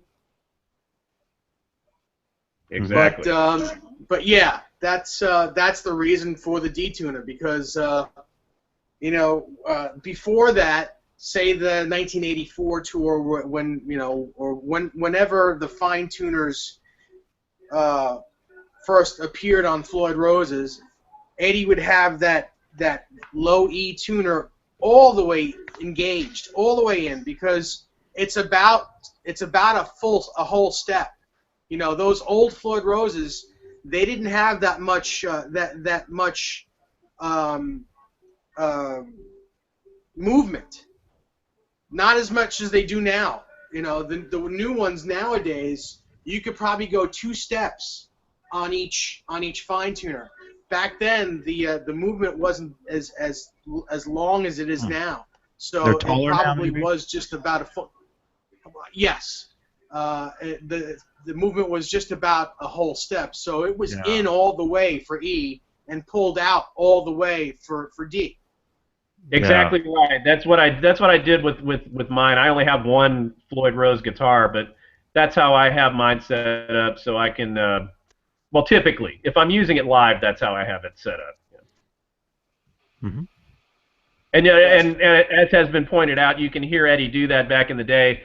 At the beginning of Oakland, before he goes into Unchained, he's kind of he's tuning down there, and you can really hear it on the Us Festival when they're going from Romeo Delight to Unchained. You can hear him tuning down, and you hear the same thing. I think they did it on 1984. You can hear him. I think they opened with Unchained on the 1984 tour, and then went into another song, and you can hear him tune up. You can hear him tune up from the D to the E there. Yeah. Yes, and they end the song on an E chord. Right. Mm-hmm. Cool. Yeah. Yeah, so the point of all that kind of stuff and the stuff like I was talking about how Eddie was like sitting down and he had the headstock pointed straight up and he had the dial set a certain way on the flanger, like and having that travel on the Floyd Rose. There's so much stuff about Eddie's playing and even the tuning. There's so much of that that has nothing to do with Eddie being like a Martian or a god or somebody that's better than anybody. It's all stuff that's just geared towards the actual performance and the playing. It's like something that anybody can physically do. I tend, the reason why sometimes I get passionate about like doing like lesson clips and trying to help people and explain how like the stuff that I figured out over all these decades is that there really is an attitude, especially about Eddie, but like about a lot of guitar players. People just think, oh, well, that guy's special. Like he's an alien. He's not an alien. He's just a guy, and it's possible to play exactly what he played if you really want to work hard enough at it to figure it out. And I always just hate that kind of mentality. Like these people are not real, or they come from another planet, or they did something.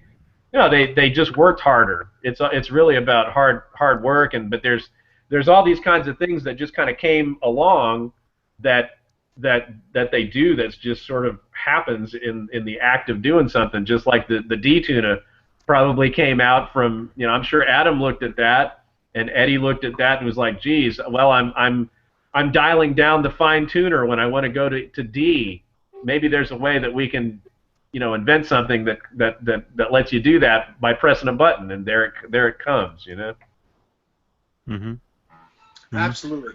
Yeah. Well, as far as Eddie being an alien or whatever, people get mad at me, because somebody will, like, once in a while on Facebook. I mean, I normally don't really chime into a lot of the what do you call drama? Yeah. There's drama every day, on Facebook, talking about all the same stuff every day. But once in a while, someone will say, "Oh, Eddie, he's God, he's an alien," the same thing that you're saying. And I'll say, no, he's not. He's just a regular. He's just. Well, a lot of times I'll say he's just like you and me. Yeah. And they'll be like, no, you're wrong. Somebody actually went off on me and was like, no, F you, you're wrong. Yeah. And so I didn't reply back, but it was like, well, no, I've met the guy. He was right in my face. He's talking to me. He's just some normal dude, but he happens to play the guitar the way that a lot of people like. He plays. And he changed a lot of things. That's right. Yeah. He has his own totally unique style. I mean, he's everything. But it's because of stuff that he's created, invented. He wasn't born Eddie Van Halen, the guy that we know of today. Yeah, and it's stuff that he picked up and learned and put together. I mean, there's a lot of people like my whole thing about like the Clapton lick, the sitting on top of the world lick, and what it meant to me when I figured it out was, there were a lot of people that can't play the Panama solo fast enough, and they can't play it right, and they don't even want to try because there's people that just go, well, I just do it as fast as I can. Eddie's an alien. I'll never be able to play that fast or play it right. Eddie's just so fast, and I can't figure it out. No, Eddie. The lick isn't even that fast. It's not even that fast. Well, it's fast on Panama, but the lick itself is like, that's the whole deal. He was a kid, like an 11, 12, 13-year-old kid that busted his butt learning Eric Clapton licks so perfectly that they became second nature to him, and he played it with a particular feel exactly like Clapton, and maybe because of him playing those licks over and over and over again for years, that by the time he developed into his own style in his late teens and his early 20s, he just maybe added a little bit of speed to that Eric Clapton lick and turned it into the fast part of the Panama solo where people just check out and go, oh, he's an alien. That can't be played. No, he's a kid who really worked really hard at trying to sound like Eric Clapton. That's why he mentions Eric Clapton in every damn interview that he ever gives. The only guitar lesson I ever had was by sitting down and learning cream licks from Eric Clapton. I mean, just the end, and he wasn't lying. You know, but anyway, it's just like you're so right. It's like there's always somebody that's it's kind of it's like a destructive thing to me because it's like you give up on yourself when you convince yourself that you can't play something because an alien played it. It's not the case, you know. You can do anything yourself. You can do anything that guy did. Believe me, you know. Mhm. Yeah. Mhm. Yeah. Well, I agree. guess that's why we have tribute bands. You know, they can go, they can be exactly that guy. You know, but Well, that's a whole other subject because I'm sadly the tribute band guys don't really work that hard on the actual playing, you know. And God bless them, and they're making good money. And there's some guys that do it from a good space, you know, that I think are doing it, you know, in tribute. And they, you know, but I do think that a lot of the tribute band guys, you know, they are some of the biggest, I don't say offenders, but they're some of the biggest people. Yeah. No, Well, yeah, they're I the mean, biggest like, offenders of not doing it correctly. Like they can they can play the licks, but they don't have the feel. right, or they And give some up of on them can't even play the licks. Right, and that's the thing. There's a lot of them that don't even try to play the licks at all. Because I think that they reach a block and they say to themselves, "Oh, I'll never be able to do that because Eddie's an alien, or I'm just not that good." You know, you get down on yourself and you think, "Oh, well, I can't do it." Well, no, you may not have found that little twist that helps you figure out what he's doing. My friend Bill turned me on to the sitting on top of the world lick. If he hadn't turned me on to that, I'd still be, you know, swimming and not playing almost all this stuff right. You know, it just does take some work, and I think the work is rewarded because it's so much more fun to me when you see what Eddie's actually doing, and when you really learn what he's doing. It's so much more enjoyable than just giving up and saying, "Oh, he's an alien." To me, it makes me even more of a fan because I think, wow, he worked really hard on learning that Eric Clapton lick, and look what he did with it, and he put it in this solo in such a unique way. You know, it's like you know where it came from. It didn't come from another planet. It came from that lick, and he, you know, it's I don't know. I just think it's fun when you actually put the effort in, and you really work hard at learning it. And that goes for a lot of tribute acts, not just Van Halen tribute acts. I see like there's a lot of you know, there's a lot like Led Zeppelin tribute acts and Journey tribute acts and stuff, you know, where people are just really totally half-assing most of the playing. I mean, they look cool and they've got the right clothes or whatever, but, you know, soapbox, my 2 cents. I agree, and you know, on the whole tribute thing, to me, you know, I'd much rather see a band sound like the band than look like the band. I don't care if you don't play a striped guitar. I don't care if you don't have the overalls with the stripes on them. I don't care if you're in your underwear. As long as the music sounds like the original, that's what I think is cool. Play like the guy. Yeah. If you're going to be in a tribute band, play like the guy. I totally agree. Because the guy himself doesn't look like the guy to begin with. Right. Eddie Van Halen never looks like the Eddie Van Halen that's in my head. Right, you know? right. And he just does, it's funny, you know, he's just... The guys in the tribute acts are usually like me. They're 6 feet tall, and you know they can't shrink themselves to be a 5'2" Indonesian kid. You know. Yeah. But yeah, I want to say know, that in a positive light though, because you're right, and I want to be positive about it because I don't begrudge the guys that do the tribute acts. It's just neither that do I. want to Because if I could, I would. Yeah, I mean, I just want to encourage those guys to take some time and work harder on actually learning the stuff properly. It's more rewarding for you as a player, and it's more rewarding for the fans that come to see those shows. I think. Yeah. I'd like to encourage them. It's not a negative thing, really. It's just that there's a lot more that they can have, and I do want to just be an encouragement. You know what I mean? Yeah. I mean, there's some guys. There's a couple guys out there. I will never mention names, but there's a couple of guys out there that when it comes to Eddie's solo spot, they don't even do the tapping part to Eruption correctly. I'm like, really? Yeah. It's not that it's easy. It's not that it's easy, but it's one of the easiest things in Eddie's bag. At least get that right. Yeah. Oh yeah. Oh yeah. Mm-hmm. Yeah. Well, I mean, I think with the tribute the tribute thing, I think most of the people that go to see those bands, a lot of them are maybe more like casual fans. They're not Absolutely. super diehard fans, so the music doesn't have to be totally exact. They can look somewhat like the guys, play the music somewhat, but it doesn't have to be totally exact because and the people there, they're getting trashed the whole time. They're loving it. It's entertainment. So You got it doesn't have to that's be a totally great exact. point. You know. Yeah, that's a great point. I agree. Which is why I do say that it's not like a necessary thing, but I did want to encourage that they spend more time on the actual playing, just because it's more. I think it would be ultimately it would be more fun for the people that are watching the show and for the players themselves, because it's just a lot of fun to actually really get deep into it and really learn it. But I agree 100% about that. That's people will go get totally drunk. I used to work at House of Blues, and I saw a lot of the tribute acts come. Those are the guys that, the people that are in the tribute acts are really the people that are making the most money in the live music business. I mean, I can pretty much say that as touring acts. I mean, the guys in or they're a DJ. Yeah, Either a DJ or you're in a tribute I'm band. not going to say their names or whatever, but like there's Johnny, you're lucky because you're on the West Coast. I might have mentioned this before. There's one tribute act. There's a Led Zeppelin tribute act called Led Zepp Again, and they are fantastic.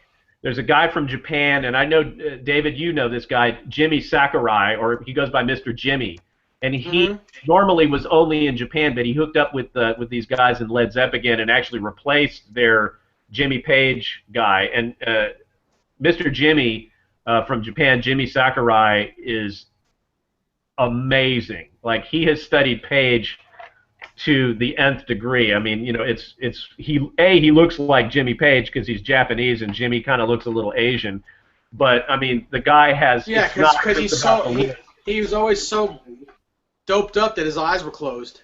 Yeah, that too, absolutely, especially in the 70s. But if you ever get a chance to see Led Zepp Again, I mean they do like full. The guy learned all the bootleg live versions just like me. You can go and see them do the 1971 LA Forum show. You can see that note for note, and they really pull it off, and he's great. And that's just a whole quantum other experience when you're seeing a tribute act from that guy versus the guys that are in the other Zeppelin tribute acts that I've seen out there who are just cringingly, and I'm saying this because obviously I'm a player, and Johnny, you're right. The people are getting drunk. They're buying a lot of beer. They don't give a damn. It's not, that's not. But yeah, it's a layman thing. A lot more fun to be had for the audience and the player by taking that time to really learn the stuff. And it's just like I said, it's not a have to. It's just in my experience, one of those things. I just think it's cool to really learn the stuff properly, or make the effort to learn as much as you can always. That's the point of what I'm trying to say most of the time when I'm ever talking about guitar or technique or whenever I'm trying to demonstrate something.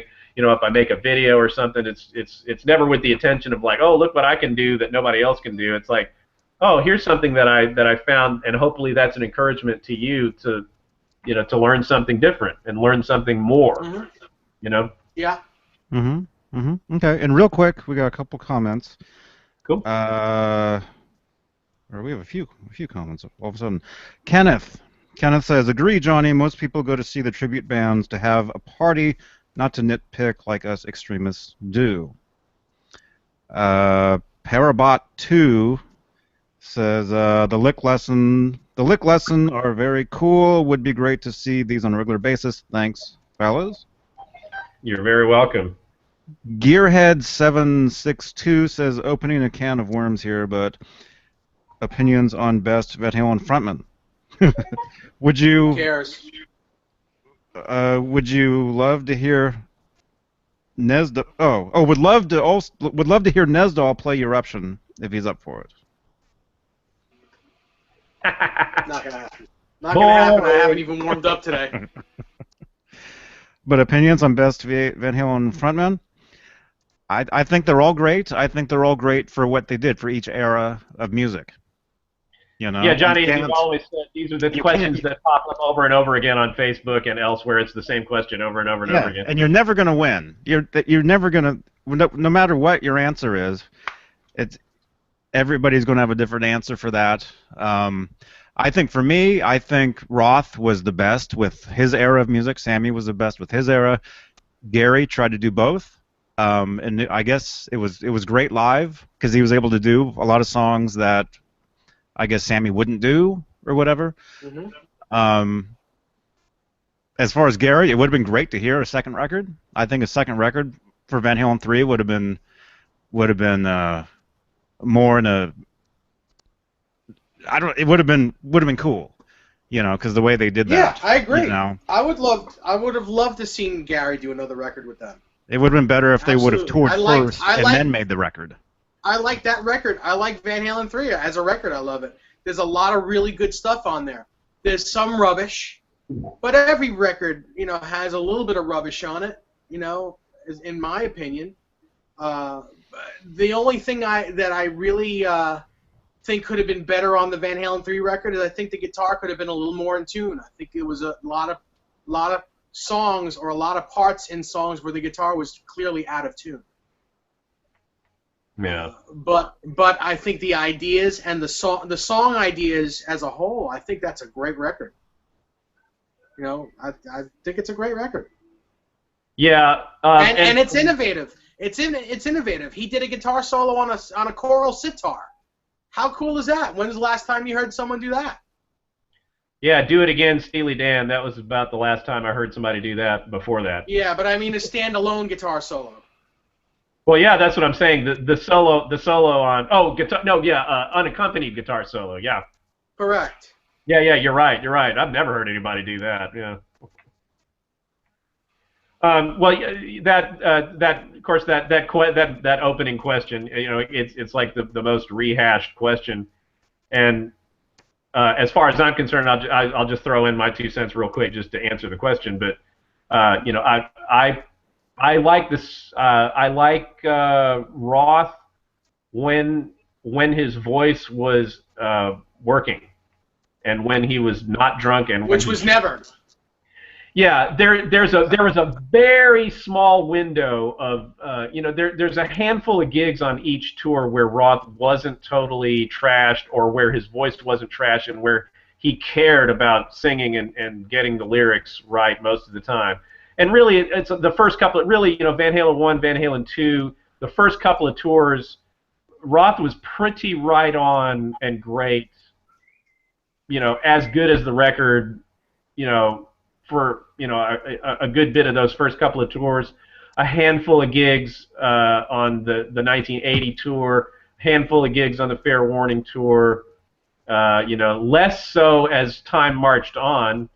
But that's my opinion. I liked, and as far as Sammy Hagar, I saw the 5150 tour, and I loved it when his voice was at its peak, which was a very short window, meaning his voice was really only at its peak during the 5150 tour, and then right after that, his range kind of completely dropped out. So for me, my personal thing is like my favorite singing in Van Halen is when the singers are on their game, and when they're at the peak of their high pitch, the peak of their performance.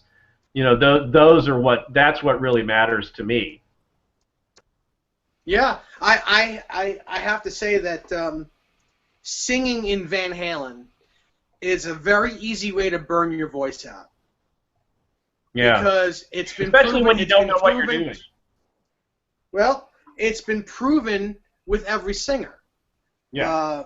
You just said it with Roth. I never saw them in 78 and 79. The first time I've seen them was 81, and I was too young to really understand. I was 11 years old. I was too young to really understand it.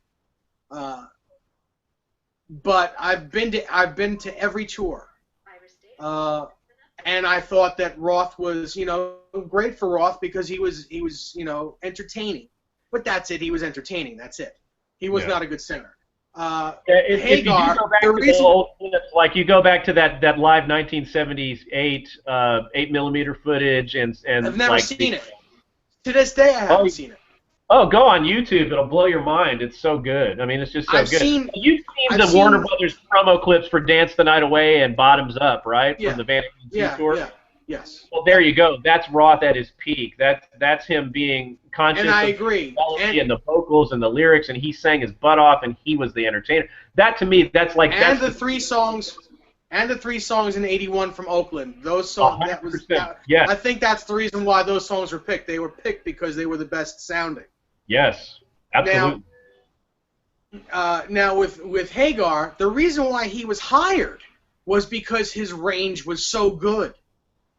You know, they fell in love with him because, you know, from Eddie's mouth to God, he said, "Well, Hagar," I hit a note and Hagar went past it. Right, because Sammy was really trying really hard to get and keep that job. He sang higher than he ever I get that. I get that. Before or since. Right. Well, I agree with you, and that's why they started. I mean, Van Halen loved the fact that they didn't have to tune down to E flat. They loved playing concert pitch. They would rather have played in concert pitch in standard pitch. But Hagar's voice couldn't do it anymore. Sammy was doing things that he had never before done or since. Like I said, he you know, in addition to just the concert pitch tuning, like when you listen to what he achieved on the album version of the song 5150, I mean, that is unbelievable, past Robert Plant pitch. Yeah, the screaming in tune. Yes, I understand. Yeah, absolutely. And he did that every night. Yeah. But on the 5150 tour, I guess while Mike Anthony, well, I don't really know where it was in the set where they played it, because 5150, the songs are not in sequence to where they were Right. Live. But Right. I don't remember, I know I was there, but I don't remember exactly where 5150 was in the set. But I know for a fact that Eddie gave his main guitar to his tech, and his tech tuned the whole guitar a whole step flat to play that song. Then after that song, he gave it back and took another guitar, probably or it was a keyboard song. It was either a keyboard song or he grabbed the trans trem while Zeke tuned the guitar back up to standard pitch. You're right. My friend Bill that I work with on all these licks, Bill is real sharp, and he has sequenced, like from Live Without a Net, where the songs actually were.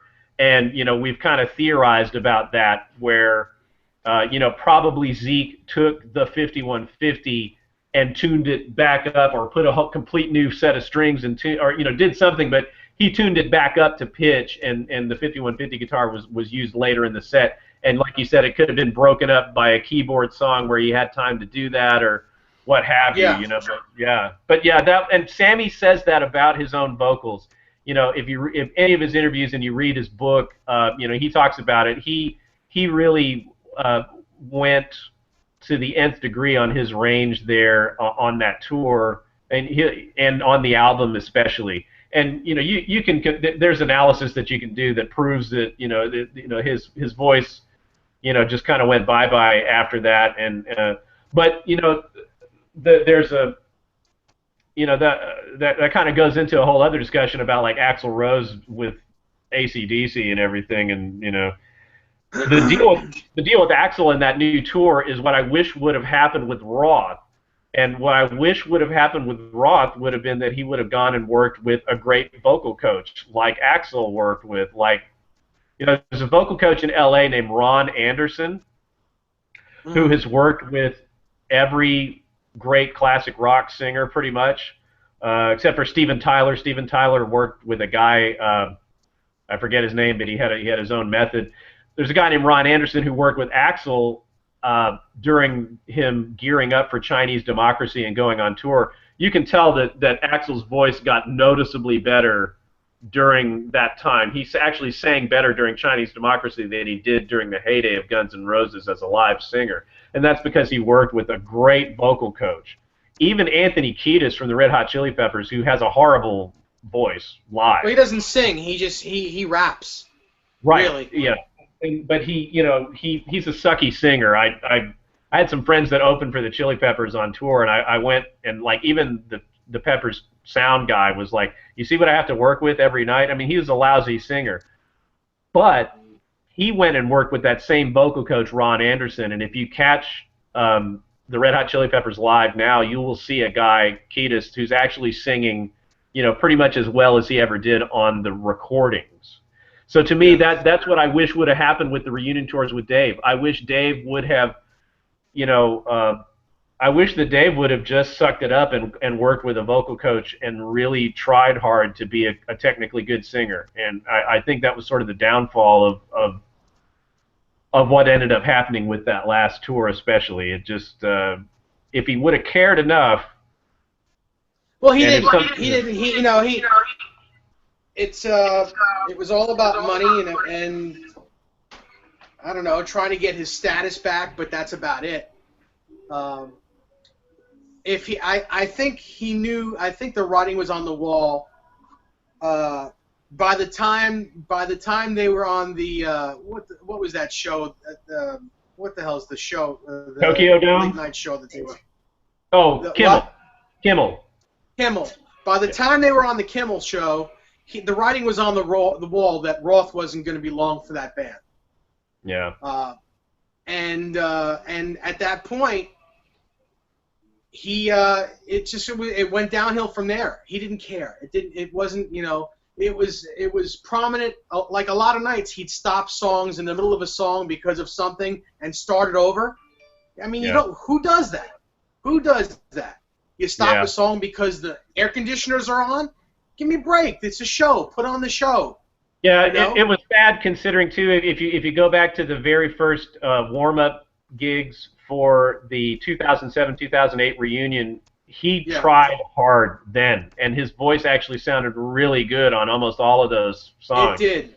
It did. That Absolutely. That would have been and I saw them in 2008, and Roth was singing better, but Eddie had his hand problems, and Eddie wasn't right. playing. He just had surgery. Correct. So he hadn't had the surgery yet, and then he had the surgery after a break in the 2008 tour. But Eddie was playing his best in years on this last tour, but unfortunately Roth's voice wasn't as good as it was at the beginning of the 2007-2008 tour. It's too bad that those moments didn't come together, Yeah. Yeah, I think the 2012 tour is when Eddie really got his shit together. Playing-wise. Like he had been practicing for 4 or 5 hours a day every day. Yeah, I believe that to be true, and I think you'll agree. As far as I know, to me, the reason why he did that was not so much the big Irving Azoff tour and all the money and all that shit. I think a lot of the reason why Eddie cared and why he practiced really hard was because Wolfgang pushed him to do so. Well, he also had something to prove to the fans. Because, from 2004 through 2008, he was not at the top of his game. Exactly. And he was losing the respect of his fans. Yeah. He had lost the respect of his fans from the Hagar reunion. Yeah, and I agree. He was just starting to get it back in 07, 08, but still, like, everyone was like, yeah, he played okay, he played better than 2004, but still not Eddie Van Halen. Yeah, so exactly. I think he did it to prove, he had something to prove. And by the time the 2012 tour started, he was on fire. He was on fire. He was Eddie Van Halen again, and even better so in 2015. Yeah, I absolutely agree. I feel like, I want to give a little credit because I really think that Wolfgang was the guy. Absolutely. I think he was the guy. Had everything to do with it. I know from the interviews, he was the one that was like, "Oh, wait a minute, no, this is how you played it here." Because Wolfie, I think, can play a lot of his father's parts. I think he's learned a lot of Van Halen music. He can actually physically play it. Probably. I mean, I'm sure that Wolfie was like showing him and going, "No, you played that part like this, or you need to work on that part." And I think Wolfie was really the catalyst of them congealing and working hard and getting tight again. Yeah. And I mean, that's from what I understand in the interviews, that's what happened, and I can see that. Because Eddie, like for instance, Eddie didn't give a damn about being able to play the Ice Cream Man lick like he did on the record. But then all of a sudden, he pulled it off.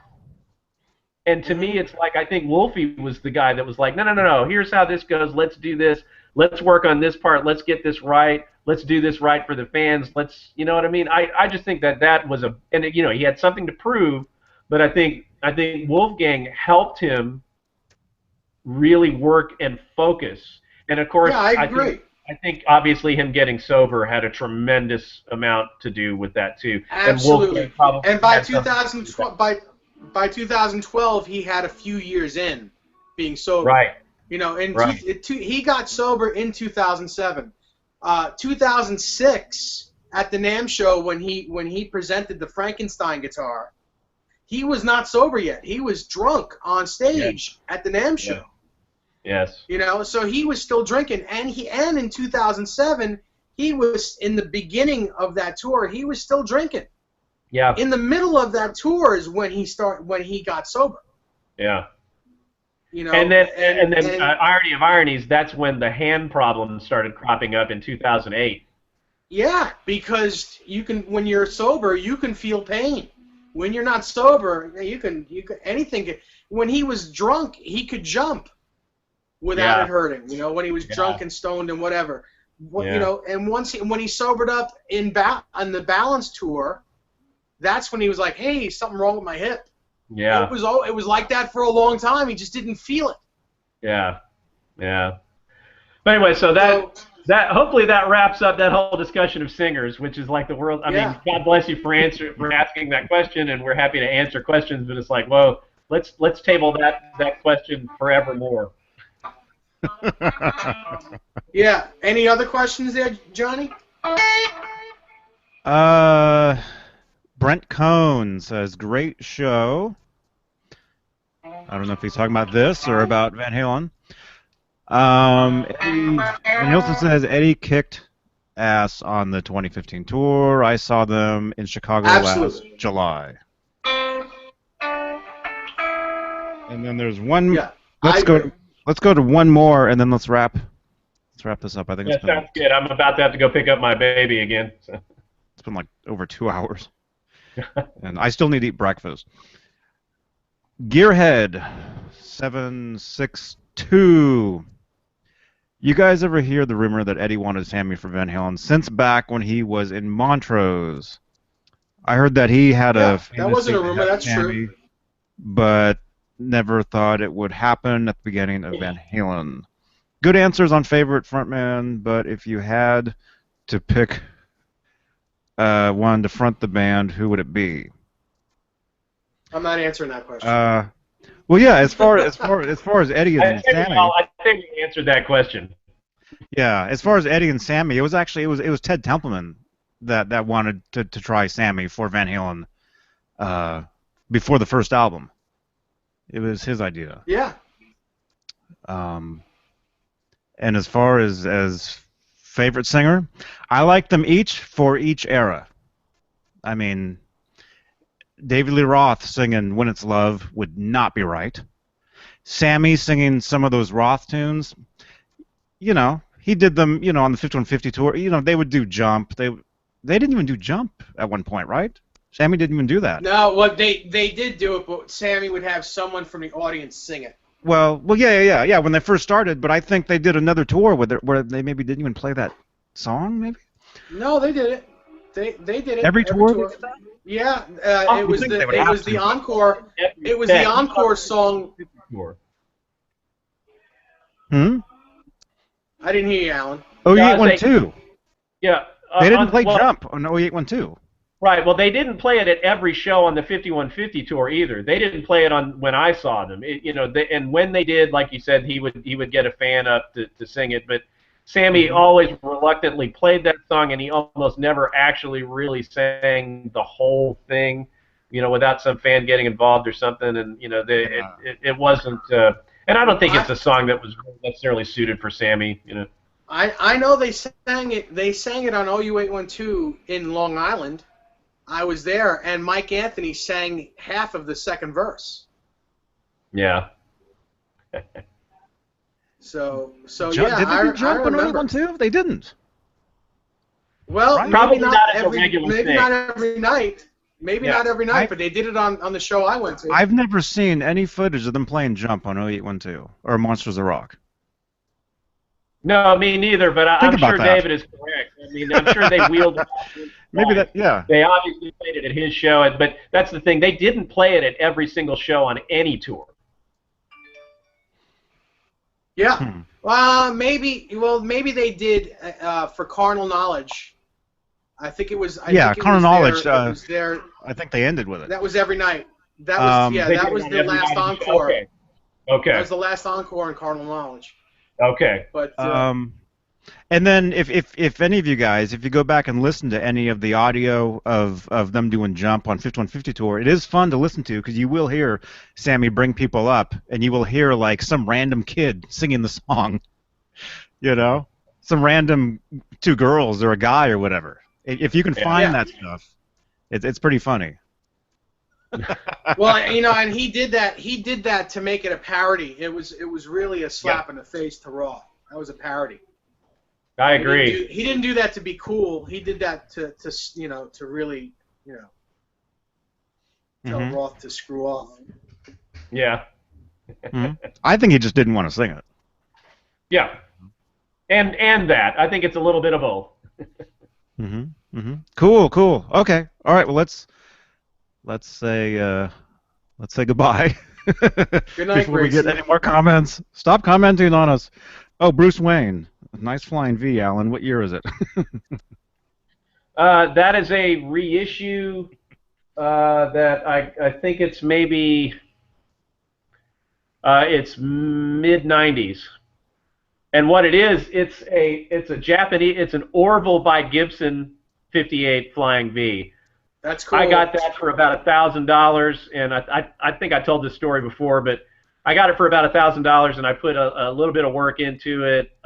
Changed the pickups. I put RS Guitar Works vintage 58 style wiring kit in it with paper and oil capacitors, and I got an actual correct Gibson metal headstock logo, and I put that on instead of the Orville painted on logo that was on there. And the Orville is Gibson's licensed Japanese brand that they made. In the 90s, they made some really accurate, excellent Les Paul Flying V. Yeah. Copies. They made some Orville. great stuff. They were fantastic. There's an Orville. There's a line called Orville and a line called Orville by Gibson, and both of those are great. They were pretty much in the mid 90s, and then they stopped production of them, I believe. But they're about the cheapest way you could get a good Gibson style, like an Explorer or a Les Paul, without paying a total arm and a leg. Like if you were to get an actual, like at the Music Zoo, say for instance, if you were to get an actual 58 Carina reissue Flying V, you're looking at about $7,000. There's one there now used for $9,000 $89.99. I know. I'm on their email list. I saw it. Yeah, with the black pickguard. Yeah, I saw that one. It's nice. And those are great guitars. Yeah, it's beautiful. Look, I'm poor. I couldn't afford that, but I really wanted a Flying V, and luckily I found that on eBay. I had to do a lot of work. I said I bought it for about $1,000. I put about maybe $200 or $300 worth of work into it, and I love it. It's fantastic. I love those tracks. Girl Gone Bad, Hot for Teacher, 5150, the title track. And some other stuff, but the Flying V is a great guitar, and there's just some stuff that Eddie did on that guitar that just resonates with me. Some of my favorite stuff, and then of course Albert King, the great Flying V players like Albert King. Oh yeah. I love that Flying V. It's a great guitar, but. Yeah, I got creative on that one. In fact, the Orville did not come with the rubber leg rest landing strip, and I had to hunt down the correct rubber stuff, which was very hard to find. I found it from a guy in Italy on eBay. He actually had the correct stuff, almost impossible to find. And then I had my longtime tech here in Houston actually had to route the channel to put that strip in, Sure. and you know he did it exactly like he did it from photographs of vintage ones, and so I added that, and did a couple other things. I put as I do with almost all my guitars, I put a Graphtec white Graphtec nut in it, and I also put Tone Pro's vintage Klusons. They're actually cosmetically identical to vintage gold Klusons that would have been on it, but they're perfect gear ratio, and they're awesome tuners. Tone Pros makes excellent stuff. So I put that on that guitar, and that's about it. But yeah, I love that guitar. Sometime in the mid '90s, maybe like a '93, '94. On a related note, have you seen photos of the original 58 that Joe Bonamassa just recently bought? I did, yeah. That's amazing, and the story and how he went back to the music store and took his picture on top of it. It's incredible. It's incredible. Yeah. There's some people that have vintage original 58 Flying V's are the rarest of the rare. They're more rare than Sunbursts, and Joe has one, and J.D. Simo I think borrowed one from somebody once. I don't think he actually owns it, but he played. Yeah, he doesn't own it. He did borrow it. I talk to JD from time to time, and he's one of the coolest dudes. Yeah, and I told you my story about how I got to meet him, and he let me play his Sunburst Candy and his Sunburst Les Paul. Yeah, Candy. Yeah. Yep. His 60. Yeah, we have to say JD is amazing. Anybody that meets him, he's insane. He's so humble and wonderful, and a nice guy. I just love him to pieces. Yeah.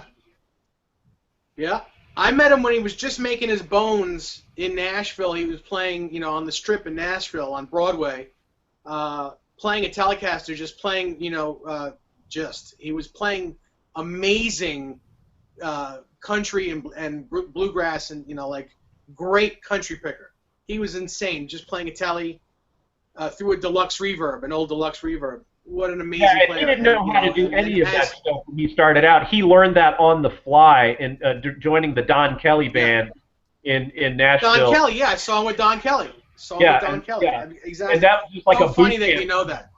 Yeah, he tells it a lot. He tells that story a lot. It playing in the Don Kelly band is what really made him put his big boy pants on and really work hard. And of course, he had a style that he didn't know about because he was just a blues rock guy, and he worked super hard to develop that. The thing is, all his predecessors that were in Don Kelly's band made it famous. Johnny Hyland. Every guitar player, if you want to make it famous, play with Don Kelly, and he will make you famous. If you're good enough to play with Don Kelly to begin with, he will make you famous. Yeah, it's just the way it is. Every guitar player that played for Don Kelly became famous. Johnny Hyland, Guthrie Trapp is there, I think, still playing with him. And there was another guy. It's a boot camp. If you want to see great guitar playing, just Google the Don Kelly band and check out Guthrie Trapp, Johnny Hyland, and JD's playing in Don Kelly. They play the same set. They probably do like 2 or 3 sets a day. And they play for hours every day. They start at noon. There's one bar. Yeah, there's this one bar on the Strip right next to Gruen's that they play at. They start at like 12 noon and they play till 4 o'clock in the afternoon. Yeah, and I didn't get to see the Don Kelly band. My sister lives in Nashville. When I went to Nashville, I just went into Gruen's. I didn't go into that club, but I want to see the Don Kelly band next time I go because they still do the same identical sets. They'll play whatever I Walk the Line, and Ghost Riders in the Sky is like the tour de force where the guitar players just rip heads off. And just go on YouTube and see any of the versions of that song. There's a YouTube clip where somebody has put together the solos from the different guys playing the same song, playing Ghost Riders in the Sky, where you can have Guthrie Trapp and Johnny Hyland and JD playing Ghost Riders in the Sky, and it's incredible. But yeah, back to what you said, Joe Bonamassa and the Flying V. It's incredible. It's a great story. Yeah, he's probably got the biggest burst collection on the planet at the moment. Yeah, and for Joe, getting that Flying V was like, I think he might say that that's almost the pinnacle of his collection. That whole guitar. Oh yeah, and he takes it on the road with him. Yep. Any other questions right quick before we gotta go? Real quick, Brent Cohn says Johnny Winter played a 58 before. Cool. Yeah, he did. Yeah. Cool. Yeah, for a little bit.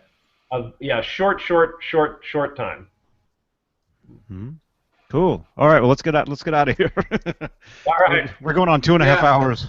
I still have to eat my cereal. Yeah, I'm spent. Okay. All right. Thanks you guys. Thanks Rob Johnson for jumping in here. Yes. Great to see him.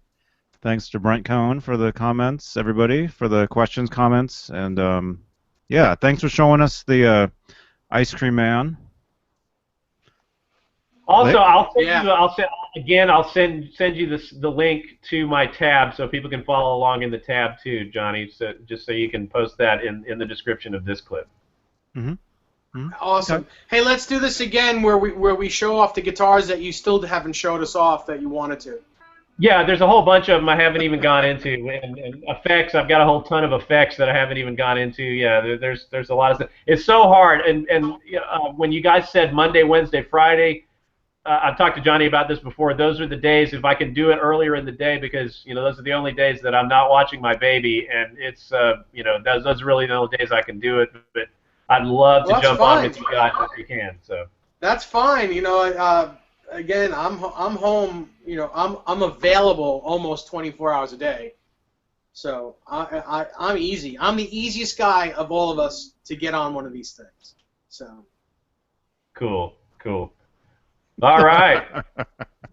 Cool. All right, Allen Garber. What's your name? Nesdal? No. It's pronounced all right. Rodin. Yeah, Paul Rodin. All right. Rodin. Rodin? Rodin. Cool. All right, Johnny Bean, JohnnyBean.com. See, look how tired I look. I literally woke up to do this. All right. Nobody's looking at you. See you guys. Yeah, we'll do this again. So please like, share, and subscribe if you dig this stuff, and we'll bring you more of it. All right. Don't hang up, Alan. Okay. Right. See you guys. Bye. Later.